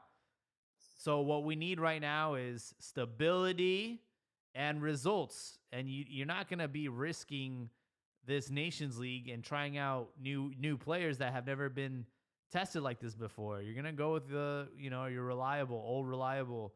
So I would not be surprised if he has a more conservative lineup with Ochoa in the back, with Gallardo, obviously, your Luis Romo, your Charlie Rodriguez, what I mean? The guys that you've been seeing on the Selección for a long time. I would not be surprised if that's the kind of lineup that we see against Honduras. Then what's the point of the conversation that we had 2 weeks ago of 2026 is a wash, we're focusing on 2030, right? Yeah. That's where we should be going. That's what we should be doing. So then why the fuck are you looking at this? He's not even a bombero, bro. He came in to fucking pull the wool over our eyes, and that's why they brought in Rafa. That way everyone started talking about 2030 and not 2026. Like, that's kind of the thing. Joel, tú mismo dijiste that it was given up. No mames, güey. What are you talking about giving up? So I think you're conflating with what we believe is a wash. Like I'm not expecting us to do crazy good this tournament. I'm expecting us to do like better in 2030, right? But like the FMF is trying to have their cake and eat it too, right? They're and that's what the appointment of Aguirre and Rafa signifies, the now and tomorrow. So then I guess my question is, are you eating the cake too? ¿Eres parte de la indiada que se está comiendo el pastel también? Porque si sí, güey. The way I see it was FMF just didn't trust that Jimmy could get it done, right? And we're not expecting Mexico to win the World Cup. Mexico hasn't been nowhere near that to have that high expectation. So, but Mexico will be host. They will be a seeded team, so they do have a good chance on that alone to, at bare minimum, get that fifth game. And they're counting on that because they don't just see it as a team, it's also like a product. They're selling that product, and they needs to do good. It needs to do well. It needs to get at least one big win to, inspire the fans. And so to me, it's like, that's kind of why they brought Aguirre. You could claw and scratch your way into that fifth game, which, technically, given how there's like 50 teams and shit, it shouldn't really be that big of an accomplishment, but they're still going to push it as such, and it's still going to be that fifth game, and now the team can concentrate to bigger things. But I think that's more in line to why they brought him in, to try to like make the most of that that advantage that he's going to have of playing games in Mexico, of being seated and avoiding some of the stronger sides. And so I don't think it's people are forgetting. I mean, we've seen some of the attendance hasn't been as good. I think that's been all the negative media that's been coming in. Um, but I do think he's playing an important role in helping. That's what like Jaime said, even though it's the League of Nations or whatever. It's still important for him. It's what is it, quarterfinal, semifinal match? I mean, you still want to start winning something, and just building that bringing back that that joy to the team, sort of like we saw it with Almeida. It's winning Copa MX, not really a big cup, but he won like two of them, and fans were just celebrating those. And it's kind of the same way. What I think it's gonna happen. So it is important in that. Yeah, just to clarify, like what I said earlier is not what I want to see on the national team or what I want to see on Friday. I just know that that's the reality. Is like he's here to kind of just get the momentum back and get the excitement of the national team back. Because yeah, the fans haven't been turning out; they've been unhappy, right? So Aguirre's, he's having to do the same thing he's always done when it comes to the selección, is just to get people excited again and to sell tickets and to get the momentum back on the fans and the selección. But obviously, to me, I always want the best players that are in the best form to play for the national team. Like fuck your sacred cows and I always like to see the players that are in form be on the national team and be starters. Period. But Okay, you never see that though. You never see that. And like that's the argument here, right? Then the question is, are we eating cake or are we giving out cake? Right? Because what I'm trying to do here is like, no mames, güey. Don't eat the fucking cake. Don't eat the lotus. All right? When you're here, don't eat the fucking lotus. It changes the way things are perceived. All right? Do the fucking work. Pon a los chavitos mientras que estás allá, and then come back home and secure the win with your experienced players. You have two legs to the match.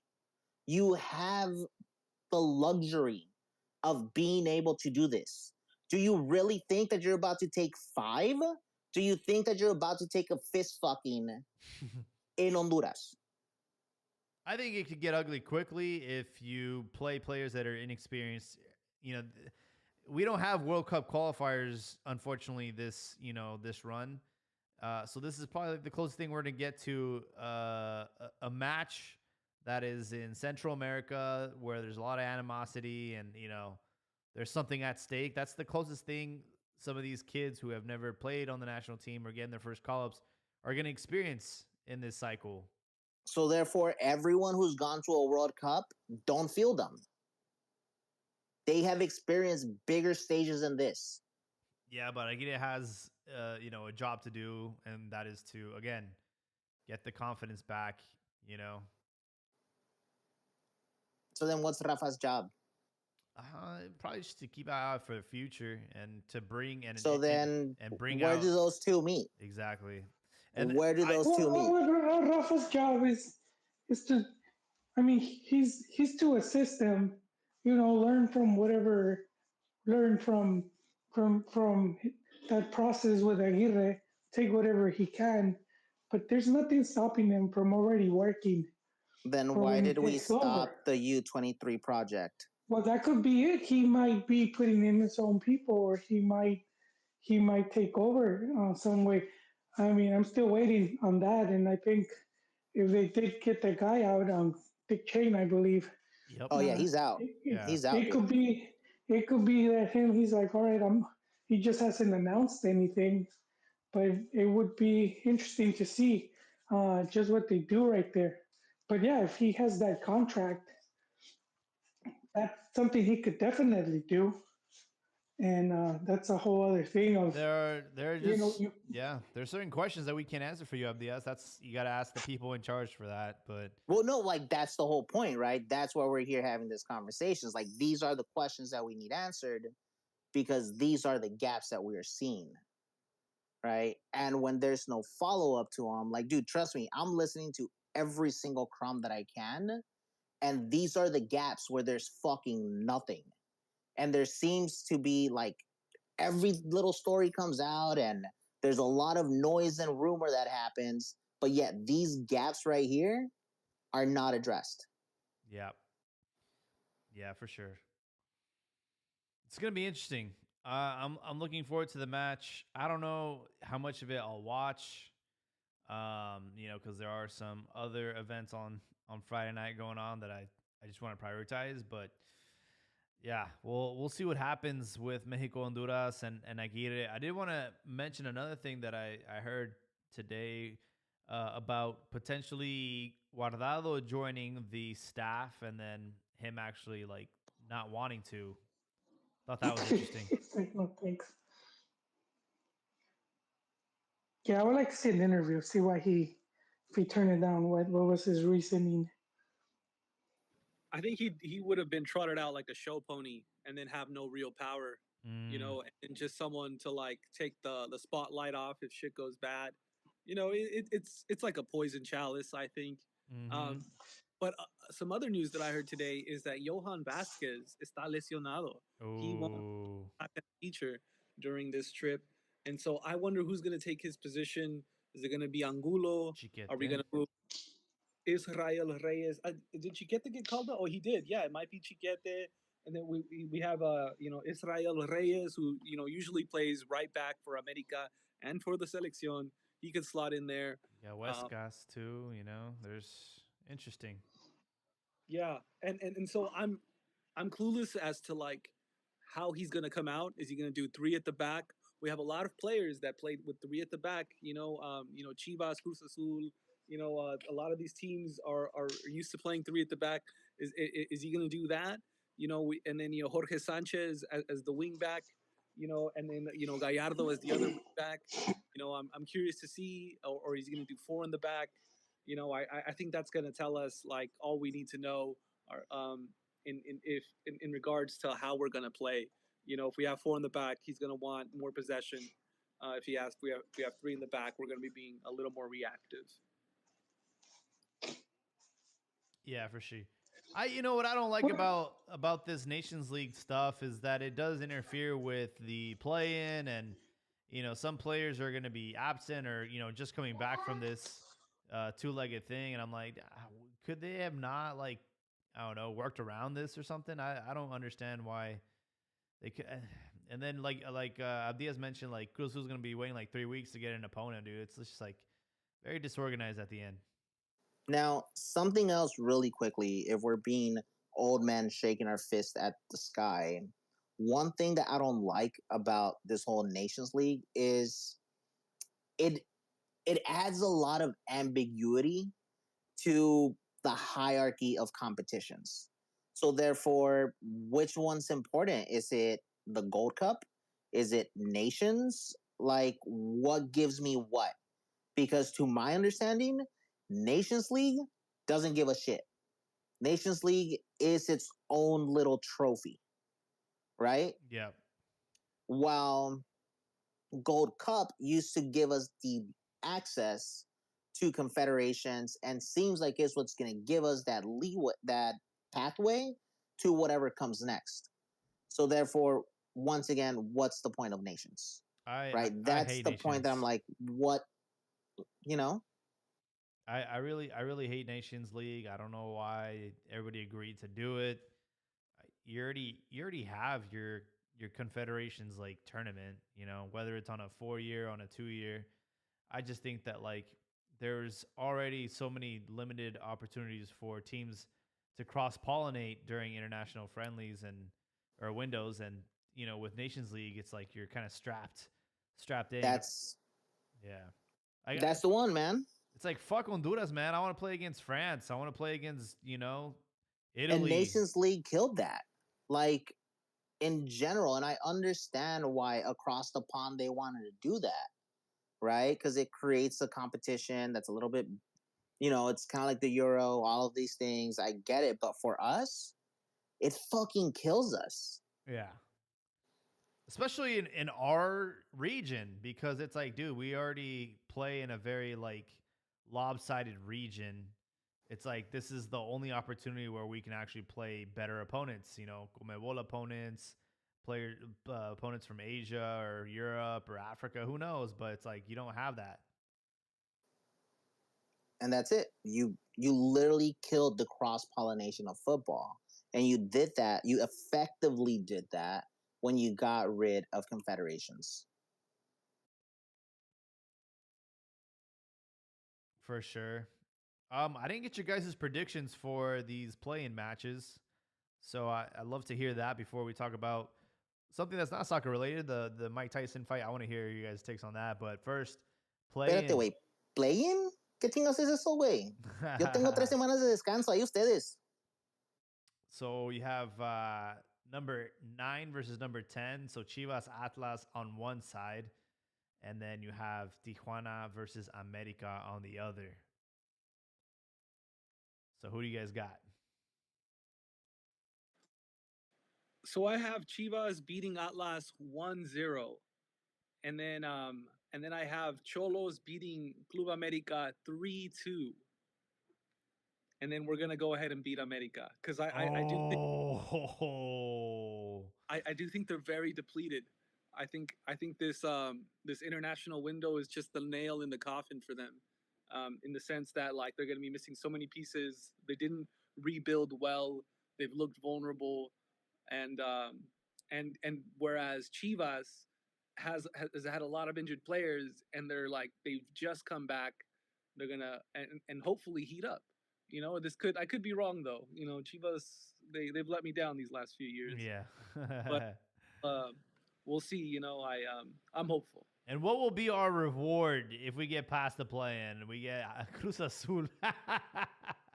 Aquí mero, papá. Y nomás para que sepas, te voy a ver golear, güey. I don't know if Joel's still on, what his predictions for the play-in are. No predictions, man. I haven't seen enough games to make a proper assessment. You think we'll beat Atlas though? Yeah, I've learned to trust mi Rifado here. We don't agree on everything, but in football he's shown himself more than capable. Yeah, I think it's you know I don't think Chivas is as bad as they seem to look. Hopefully, their injured players are match fit, and we'll see a better Chivas. Past the Atlas, I don't know though. I don't know. I want to take it game by game. I want to see how they look. You said it yourself, Jaime. Some teams catch fire during these play-ins. Mm-hmm. Yeah, my prediction is Chivas will really, really struggle against Atlas, and I would not be surprised if this goes to penalties. If it goes to penalties, we're not winning. If we somehow get a lead and hold on to it, we're gonna play the loser of Tijuana America, and I do think that Tijuana will beat America because there's always when there's an opportunity for a Chivas America Clásico, especially in the play-in or Liga time, the universe will conspire and the networks will conspire to make that happen. So I do think that we will play against America for that final play-in spot. And then, unfortunately, I think we're going to lose to America because we haven't proved in this season that we can beat any team that is above us in the league. And America finished higher than us in the league. So I think we lose to America, and then America will play Cruz Azul, and then we know what happens when that matchup happens. La Cruz Azulada. ¿Sabes qué, güey? No iba a decir nada, pero you had to say it, right? You fucking had to say it. It's kind of like when I tell my wife, you know what? You're about to get a backhand. Don't you fucking say it. And then she does. And I'm sorry, pero correction isn't punishment. All right? So, aquí estás, güey. Nomás para que aprendas. Yes, I I don't think America can really put it on this year because of how depleted they are. I think, honestly, dude, I see Tijuana winning the home game or winning the first game. They fucking struggle it out and they get a last second loss against America. Guadalajara goes up against them. You beat Atlas, right? And like fucking nail biter because that's all Chivas has for. So luego you go against Ame, and guess what, way? You win en el global 1-0, right? Pinches Chivas, no mames, güey, los Gonzalos. Ay, güey, se están rompiendo la camisa del bofo, güey. Así se está viviendo la pasión, ¿verdad? Es la del bofo. Y no, güey, se la están rompiendo y volviéndose locos. Y están bien envergados y dicen, ahora sí, putos, que se venga el Cruz Azul. ¿Y sabes qué, güey? ¿Sabes qué? Aquí viene el Cruz Azul, who's been working on the juggernaut, y les mete 3 pepinazos en el primer partido. Y luego, en la ida, les mete otros 2. Y al fin del día se llevaron otra pinche mano adentro del culo. That's what's going to happen. That's what I want. Because you know what? I want to be honest with you. I don't want Ame. I know you don't. Because if they come, the boogeyman is there. Oh, I'm going to come. Dude, I might just blow before. Like, I don't know what's going to happen there. Just, you know, like when you're so scared you pee yourself a little bit? That's what I'm afraid is going to happen. But I hope that my piss does not translate to the players pissing themselves on the field and can beat Ame even as depleted as they are. But I'll be honest, I'm hoping Guadalajara can take care of the easy work. That way we just fucking eat cake at the end of this.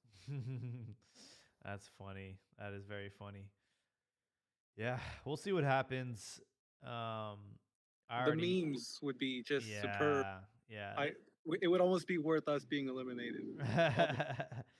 You know, there's one thing about Liga MX is that it always delivers this time of the year. When you get into the playoffs, it always delivers some form of entertainment. I think this one's gonna has the potential to be the best one so far, and the year with a bang. Before we go too far, I just want to recognize this: La Liga has been interesting. La Liguilla y el play-in looks fucking good. All right. The fact that we have 3 stages to the tournament, this tournament is looking really good.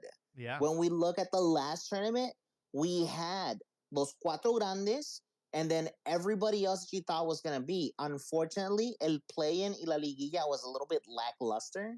No hubo tantos goles. It wasn't as showy as what we're seeing right now looks like. Right now, you know what? I want to be honest. The style of football that you see Cruz Azul and Toluca playing is attractive. To see 2 teams in the league playing like that versus last tournament, it was America versus everybody else. Basically, yeah. So it's interesting, man. The level of competition is there. Like, I try to get as many people to watch because it's one of those leagues donde hay putazos cada fin de semana. Anybody can beat anybody. And once you get into the liguilla, it's a whole fucking different thing. It's a beautiful league and it's competitive as shit. Yeah. The only glaring problem I have, with Liga MX is the same teams play on Fridays, and they play against each other every Friday.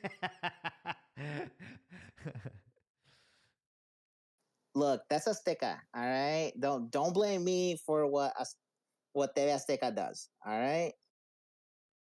It's like, what is this Friday going to play? Juarez versus Querétaro, Tijuana versus Pachuca. And like, wait, didn't they play each other? Mazatlan's in there too. Like, bro, they play every Friday and it's always the same teams playing each other.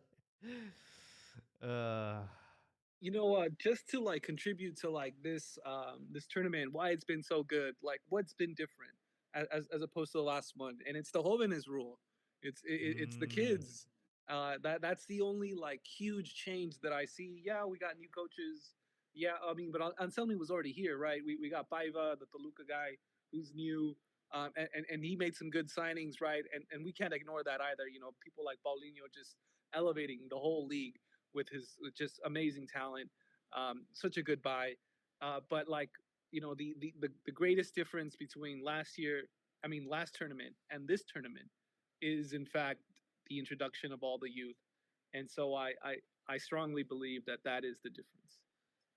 Of course, you would say that, but I agree. I do think that it was sad to see Chicha get the minutes and then be like, all right, we don't need you anymore.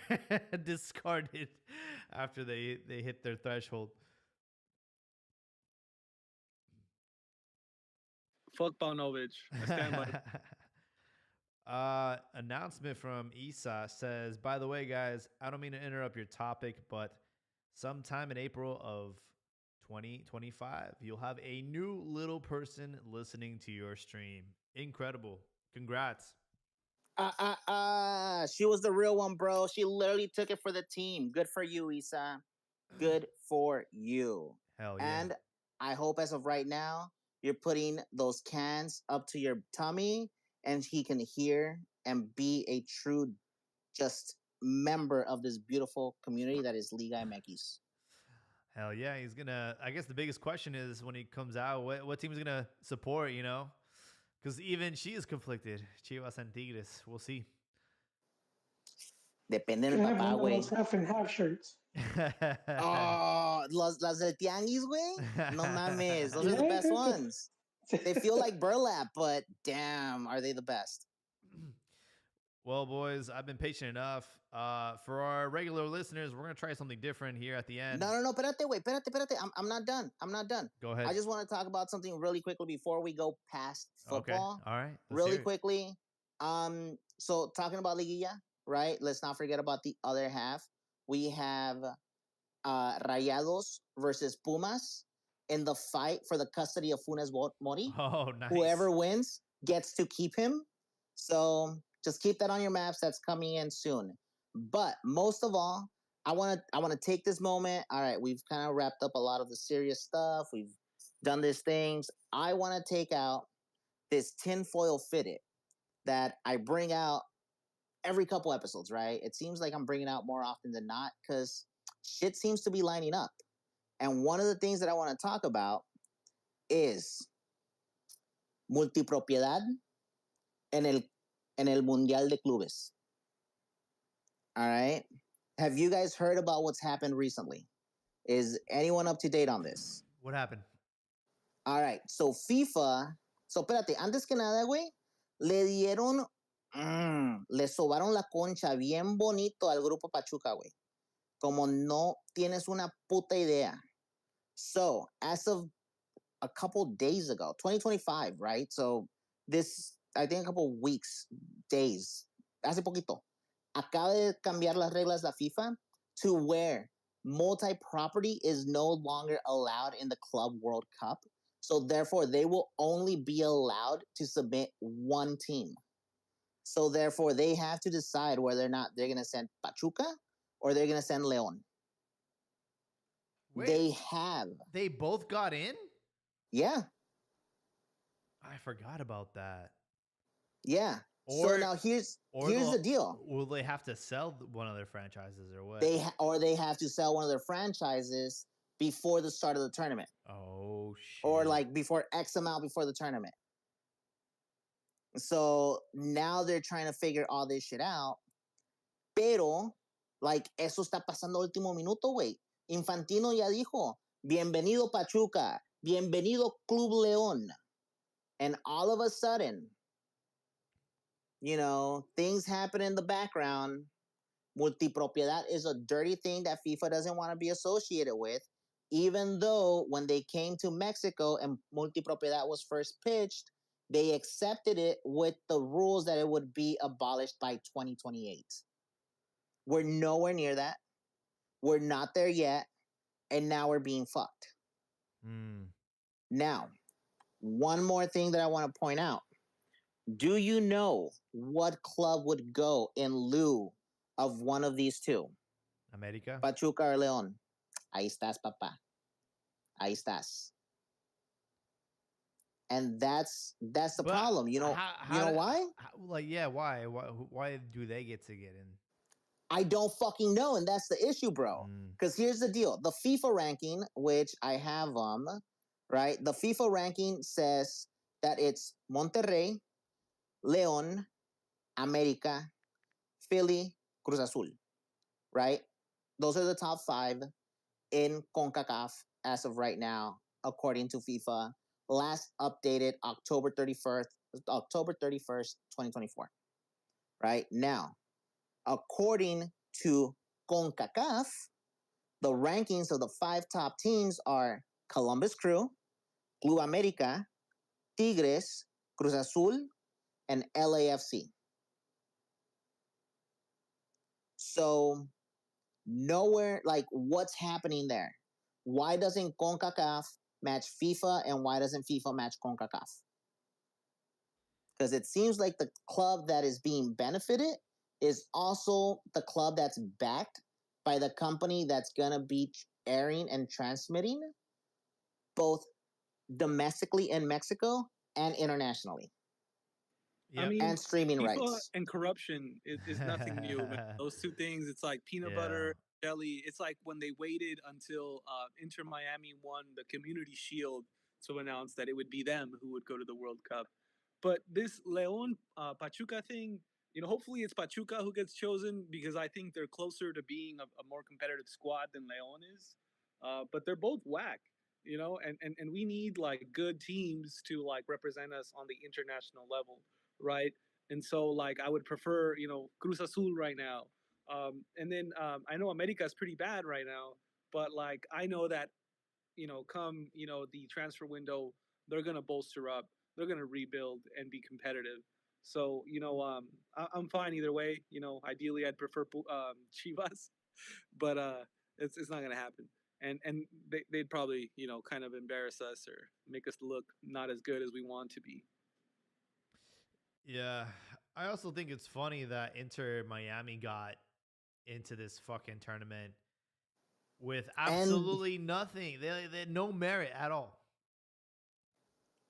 nothing, bro. And like that's the thing. And then even worse is the fact that they get bounced out by the fucking power of friendship. Like, no mames, way. Atlanta was not meant to win that match. Atlanta doesn't have the power to go up against Inter and bounce them out of the fucking playoffs. Like, it's fucking ridiculous. And better yet, the story of Tata Martino keeps being written, and it's fucking great. You have coached Messi 3 times, and 3 times you have failed to win anything. So, good if fucking job. if only Gonzalo Pineda was still coaching Atlanta, that would have made that victory that much sweeter. Oh man. So, like I was saying, tinfoil fitted. I'm just putting it out there. This is what is just recently happening. So, como digo, la sobadita de concha que le están dando al grupo Pachuca, güey, se parece un chingos a la misma sobada que le dieron al América cuando estaba en Libertadores, que le cambiaron el reglamento al medio tiempo. And if you don't remember that, you need to brush up on your like Mexican soccer history, because America was playing Libertadores. They were winning. And then when they went into halftime, all of a sudden they changed the ruling to where the away goals in the final all of a sudden fucking counted. Wow. Like, that's the type of shit that they're doing. That's the type of shit that's happening to Grupo Pachuca. That's the type of shit that's happening behind closed doors. And with that, I'll take off my hat, I'll put it away, and I'll let that one simmer. That was a good topic. I think that if they're really trying to crack down on this, they need to start punishing all these teams that abuse the fair play, financial fair play, like Man Cities of the world. It's just not even fun, dude. Bro, look at Inter. If we want to talk about financial fair play, look at Inter. They have at least 5 designated players. You know how it is that they fucking loophole this bitch? Bonuses. Appearance bonuses, goal bonuses, minute bonuses. That's where they amass all of this extra money that doesn't hit the salary cap. Yeah, some shady shit going on over there in Inter Miami. And MLS is not doing so well ever since they, moved exclusively to Apple. I saw some tweet about in reality, it's really not that much money that these teams are taking home with this bundle package deal. And I think like viewership went down. And I'll be honest, like I was I don't really watch MLS, but I wanted to tune into the Miami game because unfortunately my nephews are like obsessed with Messi and they want to see every game that he's in, and I'm like, I'm not gonna pay for Apple TV just to fucking like fuck that. But you used to be able to catch those games on on cable, like you put it on Unimas or one of those channels, and you could at least catch a little bit of the game. But with this closed network thing with Apple TV, it's just like, damn, bro, they're not making any friends. Well, there's a couple issues with it, right? So the Apple TV package overall, they don't promote it, dude. There's They don't. zero promotion for it. Where do you see these games? Like what's being put behind it, right? Now, that's on just the promotion side on getting new viewership. The whole thing was you were supposed to get international viewership and all of these things. The metrics haven't really been there. Now, one of the other things is I myself have Apple Plus subscription, but MLS is a whole separate package Yeah, I on didn't its know own that. where you have to pay on top of it, right? And that's fucking ridiculous. I'm not going to pay an extra, like, I think it's $30 a month or like $15 a month or some bullshit like that for games that, one, aren't really that interesting. Two, don't fucking, no me llaman la atención, güey. Yeah. Like the only time when I want to turn that way is during Leagues Cup. And why? It's because it's my team's playing. Now, one of the things, and you brought it up about the money, right? How it's not really lucrative to MLS, all of these things. The problem is MLS, and I don't know if I mentioned this a while back, but this is an old issue. MLS is having, as let me rephrase this. MLS has had issues selling its TV rights. No one was buying their TV rights, especially a couple years back when they split the US national team and MLS broadcasting rights. Dude, the national team was snatched up in a fucking instant. Yeah. MLS, nobody wanted it. No one would bid for it. That's why it went to ESPN. It was on ESPN Plus, and then next thing you know, it's Apple who comes in and snatches it up, right? Because they didn't have that audience, and broadcast networks knew about that. And the moment that they sliced off the cash cow, which is the U.S. national team, no one was picking them up anymore. Yeah. Yeah. For So that's where that money is. The production cost is still on them. It always has been. So there just is. It's not that lucrative. Yeah. Yeah. Apple's definitely taking a loss on a lot of these things that they doubled down on, like providing their own content on Apple TV. Like you're seeing a lot of shows just have one or two seasons. That's it. Because they've realized how expensive this business is. So it'll be interesting to see their exit plan with with MLS. Guys, I'm like on 5% battery, so I want to get this last topic out of the way before we wrap up this episode. Before I do that, Tigres said that if it's a girl, it's gonna be a Tigres fan, and if it's a boy, it's gonna be a Chivas fan. All right. Wah, wah, wah, wah. Guys, Mike Tyson has come back into the ring against Jake Paul.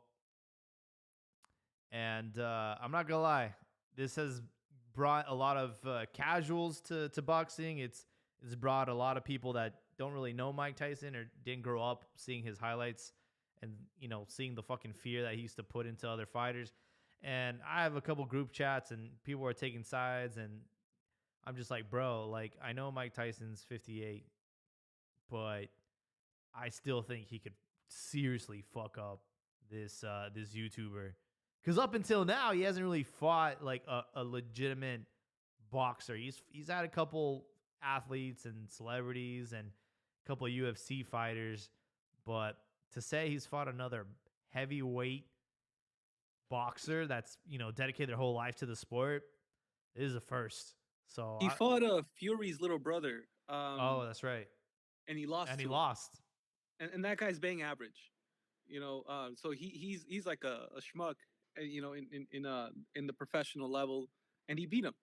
So I don't expect much from this guy. I don't think he's the real thing by any means. And Tyson's 58 years old, man. I know. He's probably gonna beat him. That's what I think. All right, here's my take on this one. And my thing is, everybody should watch this, all right? Because ever since the days of televised executions, have we not seen a murder on a fucking screen for entertainment? So it's on fucking Netflix, guys. Everybody has Netflix. Watch this shit. Because Tyson is gonna fucking destroy him. Oh, dude, all right? everybody wants to see that. Everybody wants to see this dude lose. Look, if you've never gotten blackout drunk and wake up hours later to highlight reels of Mike Tyson, you're not a real one, dude. Because my thing is, I watch boxing after the main event. Once I got a good fucking drunk going, it's let's see the fucking fear that Mike Tyson in his prime used to put into everyone. And I'm just sitting there watching a tape that I've seen 1,000 times, just talking about, look at how much power he generates from the fucking, just the turn of his hips. Like, dude, it's going to be, okay. Noche UFC. Did any of y'all watch that where that girl got her face like slit the fuck open? It was one of the most gruesome things that I've seen in sport. That's what's about to happen to Jake Paul. It's gonna be horrible and it's gonna be beautiful. Just watch. Yeah, my only hesitation with all of this is like, I don't think either fighter would agree to this fight, aside from money, obviously, if their like life was at risk. I know Mike Tyson, he's got nothing else to fight for, man. He's doing well. He bounced back. He had like a lot of lows in his life, but he's kind of been able to rebuild his life, and now he's more of like a celebrity and stuff. And on the other side of things is like this YouTuber who like, he wants to like pretend that he's a contender in the sport and that he's a real legitimate boxer. And but it's like, dude, no, dude, you just have a lot of money and a huge following, and you can kind of play the sandcastle and build things that you want and get interesting opponents and get the hype going. But no one in the real sport of boxing is taking this guy serious, and they're actually concerned for him because, like, bro, you're putting your life at, like, this is not a fucking game, bro. Like, you could literally die in the ring. But I don't think Netflix would take this on if like there wasn't some kind of agreement, like, hey, we're not gonna go full throttle and kill each other inside of there. But who knows? I don't know, man. It's a sanctioned fucking boxing match. It is. All right. I've heard ring about, death is a real thing. I've heard that he's got clauses in contracts that he puts where you can't knock him out. I don't know how much truth there is to that, but I have heard a lot of conspiracies or people talking about how Jake Paul won't allow you to knock him out, or else you lose like a lot of money. All right. What did Cesar Chavez say? What do you say? Ganchos al hígado y el cuerpo cae solo. Like, all you have to do is punish the body enough, and bro, is Mike gonna punish? Like, it's gonna happen, dude. Here's my thing. Yeah. He probably has clauses in there for if ring death does occur, he gets wicked paid out, right? You have to put that in there. Because what the fuck else are you going into? It's the equivalent of you going into a swim tank with a great white without a fucking cage. Yeah, Like, when I think about like Jake Paul and what he's doing, I think I mean they show it in the build up. There's like 3 episodes that you can watch on Netflix, and like the guy who's training him now said when they called me or they approached me to coach this guy, I'm like, I'm not gonna do it because this guy doesn't even have his fundamentals. This guy's a fucking bum. He's a joke. And I guess just the price was right. They convinced him enough to like take on this endeavor. And like, I think what Jake Paul is kind of like how crypto is. It's like, hey, we can all make a lot of money from this. So let's like get all the hype going. Let's all buy into this shit. We all know it's bullshit, but let's just buy into this. Let's build this up into this fucking thing. I'm thinking of like Dogecoin. And like eventually it's going to crash. Eventually the jig's up and it's going to get exposed for what it is. But I don't think like this is the fight. I think after like this fight, Jake Paul will try to get into like an actual, I don't know what's next after Mike Tyson. Maybe this is his last fight until you're like, all right, dude, like you got exposed, like you got knocked the fuck out and your little boxing experiment is over. But I still think Jake wants to keep this going, and the people around Jake want to keep this going because they want to continue to make money off of this guy. That's how I feel about it. I mean, he's only fought has-beens, YouTubers, and little brothers. Like, what is his boxing repertoire? What is his resume? Like, it's not there. Now, this whole YouTube, Netflix boxing scene has been pretty hot for a while. Remember that Logan Paul KSI fight and a couple other people, like this gimmick boxing? There you go. So gimmick boxing is a true thing and a true form of entertainment for the masses. So whether this continues, I think so. Unless we see the tragedy that a lot of us foresee happening. Somebody getting like seriously hurt in the ring. So I think Jake Paul is like bang average professional fighter, like low tier professional fighter, high tier amateur fighter. I think he has enough money and training to get there, right? And that's it. But like, if we analyze Mike Tyson's style, it's the peekaboo style, which is like incredibly vulnerable to a jab, right? As we saw versus Pitbull and Rayo. He just got jabbed in the face all day and then lost, right? Which is probably what Jake Paul's going to do, which is what anyone does against the peekaboo style. The thing about Mike Tyson is that now he's slower. And when you get to that certain age, like you're easier to knock out. Mm-hmm. And so like, I think him fighting this guy who is like nothing special, just a YouTuber. I do think he's going to lose to him, which is good for him because he's going to make a lot of money. And I'm a fan of Mike Tyson. The personality. I used to watch his cartoon that was out not too long ago. I don't know if you guys saw it. It's like the Scooby Doo Adventures, but like Mike Tyson and friends. Oh no, I haven't seen that. That's awesome. Yeah, it was on Adult Swim for a while, I think. Mike Tyson's Mystery Crew. Yeah. It's the shit, guys. I loved it. It was wow, I need to watch this. What the fuck? Pretty sure it's syndicated, dude. It was a big deal. And I just found out that this guy has a Che Guevara tattoo. I know. I was like, why, bro? What happened, dude? That was so crazy. He's had it for a while too. Yeah, I don't know. Yeah, I will say though that aside from like them doing a really good job of like hyping this up and turning it into like you don't really know who's gonna win, right? I also think that this has awoken something in Mike Tyson. And there is a part of him that is like, he just has that killer instinct, bro. So regardless of what they agreed on, if there's a clause that he can't knock him out or, the repercussions if he does, I think that, his most famous quote that I love to use in sales, like everybody has a plan until you get punched in the face. And I just want to see Jake's reaction when he gets punched in the face by Mike Tyson and realizes, oh fuck, what did I sign up for, dude? I'm gonna get on my fucking bike and try to avoid his punches for fucking 8 rounds. Oh, 2-minute 8 rounds. All right, we'll see how that goes. There is such a thing as old man strength. Yeah.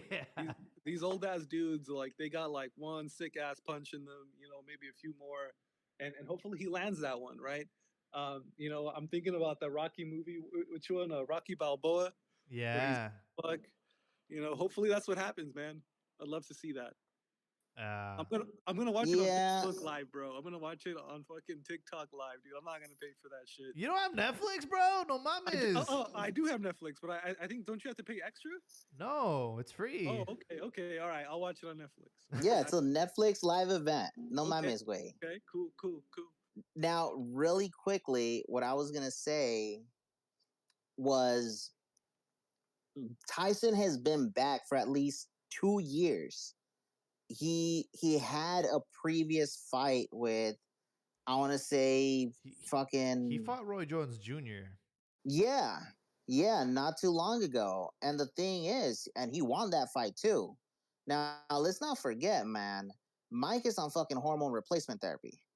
All right, a lot of these old dudes are, and that's what they say is like, yo, like you get old, you start taking testosterone again, like you start, your body comes back up, and you just keep pushing.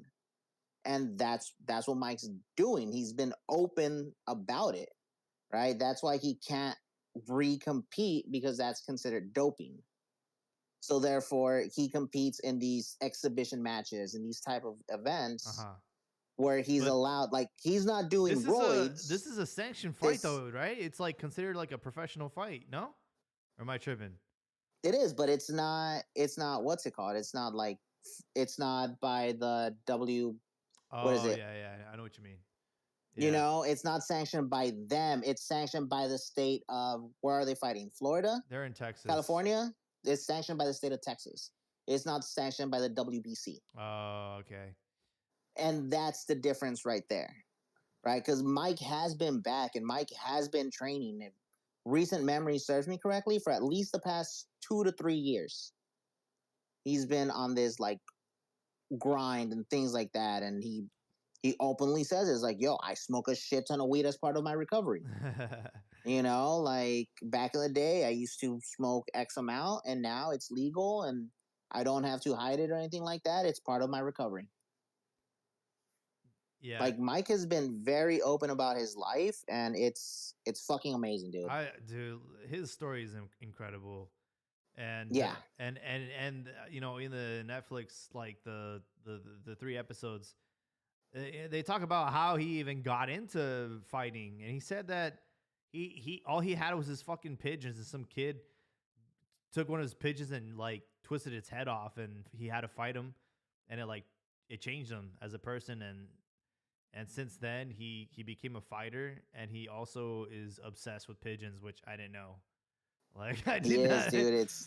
Yeah. It's actually a fucking beautiful story. Yeah. Like, if, dude, the loss of his daughter, like, there is so Yeah. much to Mike Tyson that if anyone wants to take a break from soccer, dude, just HBO, fucking, like El Rifado just said, Adult Swim. Yeah. Like, everyone kind of takes little bits and pieces of the Mike Tyson story and does a really good job at telling them. Like, yo, Adult Swim, part of the members of his mystery team is a talking pigeon. And he talks about why he loves pigeons and shit like that. Like, it's fucking beautiful, dude. Mike literally is a beautiful human being, but when he steps into a ring, he will fucking kill you. I remember when this is like one of the first fucking stream, like back when Netflix used to be a DVD company. They were like, by the way, we do have streaming on our website, and like nobody was doing that. But I remember when they finally like opened it up to like the Xbox 360, you could download the Netflix app and stream some of their movies. They made a documentary about Tyson, and I remember watching that and just having fucking chills, bro.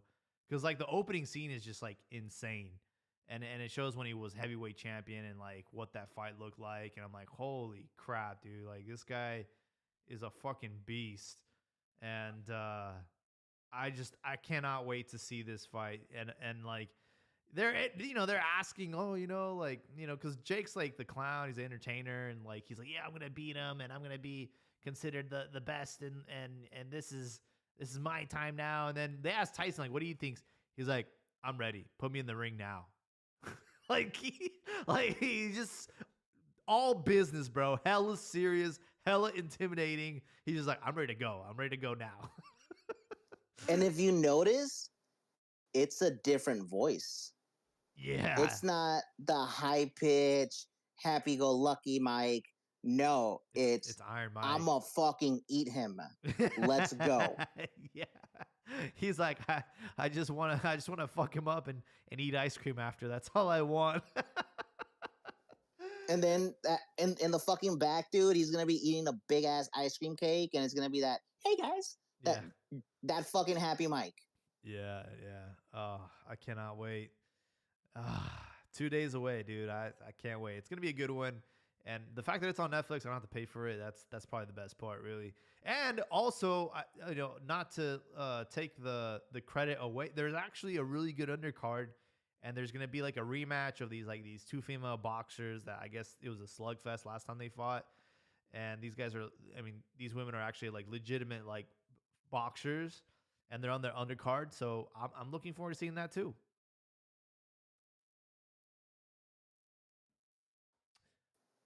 All right. Are we talking about Foxy boxing or are we talking about real boxing? No, real. Yeah. So son machorras. It's like this Irish woman versus this other girl that's like from the East Coast.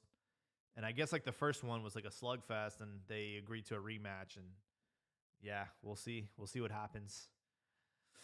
But yeah, folks, that's all I got for you. Any closing thoughts, guys?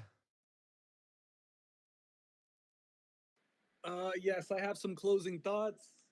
I do my weekly roundup of the jóvenes, and so I just wanted to give a quick shout out to some of the young boys that got down this weekend. So for Pumas, there's a 19-year-old center midfielder named Angel Rico, 19 years old, starter, and he's gotten 12 matches under his belt. He cemented himself as someone to rely on this team, and I just wanted to give him a quick shout out. And then who else did we have? I already talked about Luis Najera, the kid who was subbed on late for San Luis and provided the game-winning assist. This guy's 21 years old, 3 goals, 4 assists. Someone's got to snatch this dude up. He's someone. He's the real deal, I think. I like the way he moves. And then we have Gil Mora, 16 years old now. Mm-hmm. He debuted at 15. No goal, no assist, but he did win some duels when he was subbed on against Puebla. I thought he looked good. I think Xolos is looking good, and that Juan Carlos Osorio has just done a wonderful job with that team. And then Isaias Violante, he got an assist against America, and so that leads him to 4 goals, 3 assists as a starter right wing for Toluca, which is no easy feat. Great player. I think he should have been called up. He's probably my young player of the season with Montiel from Pachuca. And then, I already touched on Fidel Ambriz and Fimbres as cementing themselves as starters for Monterrey. Kudos to them. And then, that was it. That's all I had for them. And the number this week was 98 U23 players out of 378 possible players. Wow. So almost a third. Yeah. Actually not no, it's 18%. Oh. So 18%, almost 1/5. And it's down 1% from 19%, which was 1 week ago, a week and a half ago, because I didn't do the double jornada. I just did I skipped the middle. Okay. So 1 week and a half ago was at 19%. Now we are at 18%. So 68 total, which is good. I think those are great numbers. We'll probably see them drop because we're going to be in a knockout tournament from here on out. And those are my closing thoughts. Thanks for having me, everyone. Hey, Rafal, thank you. Rifado, not to like chime in on your closing thought, but what was the high point percentage wise of youth involvement throughout the season, or at least for as long as you've been tracking? Oh man, I gotta look.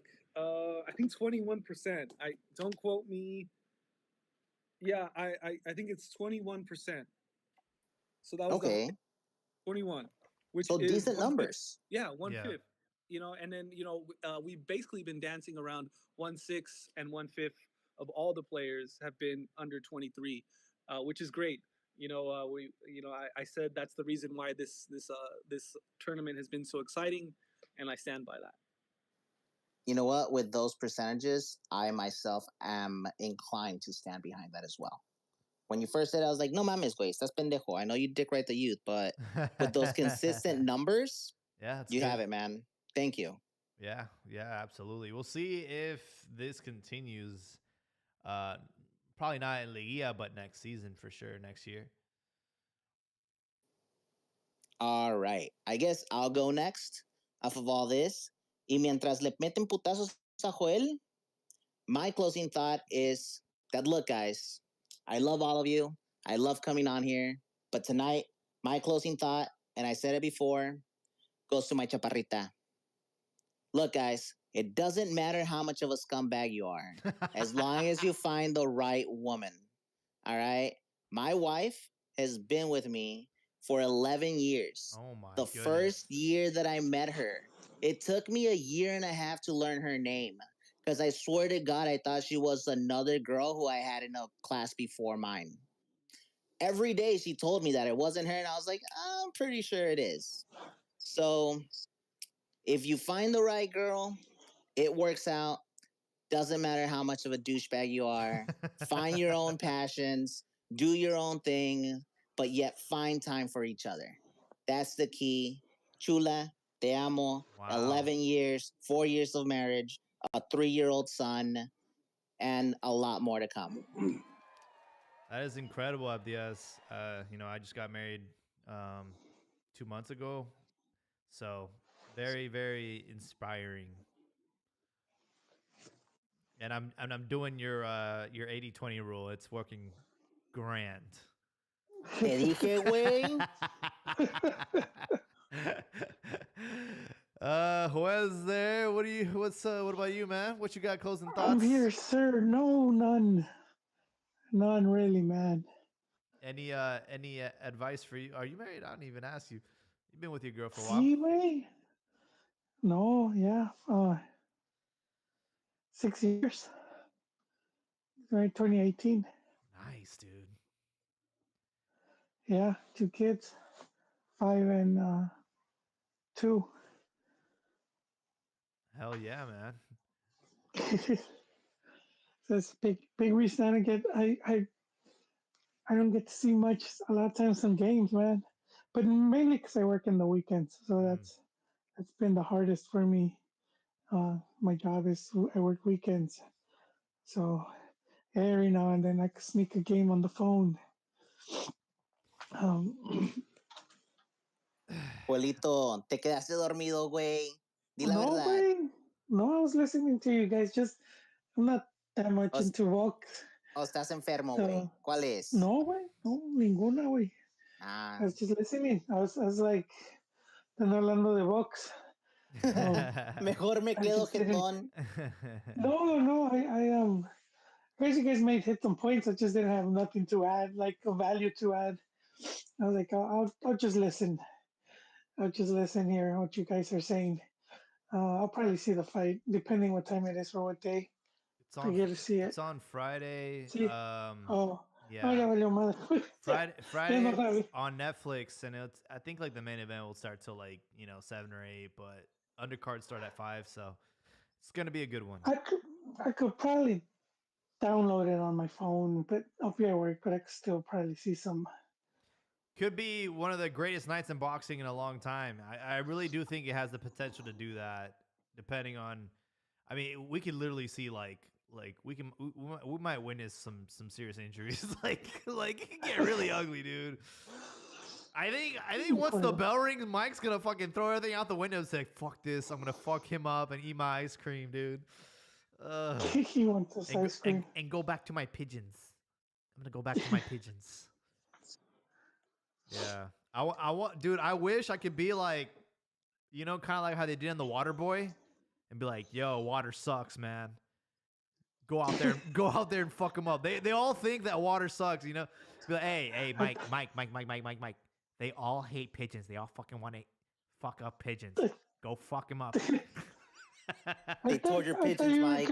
They told your pigeons for Mike. They said your I thought you pigeons were gonna are. be like that dude. They said your They pigeons called are in. impure. They said that your pigeons aren't worth a shit. They ain't worth a damn. They said that they're full of diseases. They said your pigeons don't know their way home, Mike. Oh, yeah, dude, some shit like that. I wish he lived closer to where I live, because I have a pigeon problem, and they're starting to build their nests under the solar panels and stuff, and Oh. I'm gonna have to handle business. And I think after seeing the documentary of Tyson and like how much he cares about pigeons, I feel bad like shooting them. So I'm like, I'm gonna have to find some humane way of getting rid of them. Feed them. What is it? Toms. What is it? They would explode. Nah, you gotta put like they call it pigeon proofing. They put stuff around your solar panels, and they put those little spikes on the roof so they don't want to land there. Bro, just go up there every now and then and sprinkle rice. Bro, it's pretty it's pretty high, bro. I'm not gonna lie. I need a big ass ladder. Oh man. No seas puto. Look, this is what you do. You get some lace, you put rice in there, and you just yeet it like a fucking 8-ball. The pigeons will inevitably eat at the lace and get to the rice. Look, man, there's nothing better than a problem that solves itself. Yeah, for sure. Well, boys, it's been a great night. It's been a great night on YouTube as well. Congratulations, Isa, again for your pregnancy and having another listener next year. That's something to definitely look forward to for everybody. 2025 is going to be a great year, and can't get any better with having a panel and listeners like the ones tonight. So we appreciate everyone, and I don't have any closing thoughts. Just want to ease into the upcoming holidays and start reflecting and thinking about all the things you have in your life, and being grateful and thankful this time around. So have a great night, everyone, and we'll catch you on the next one.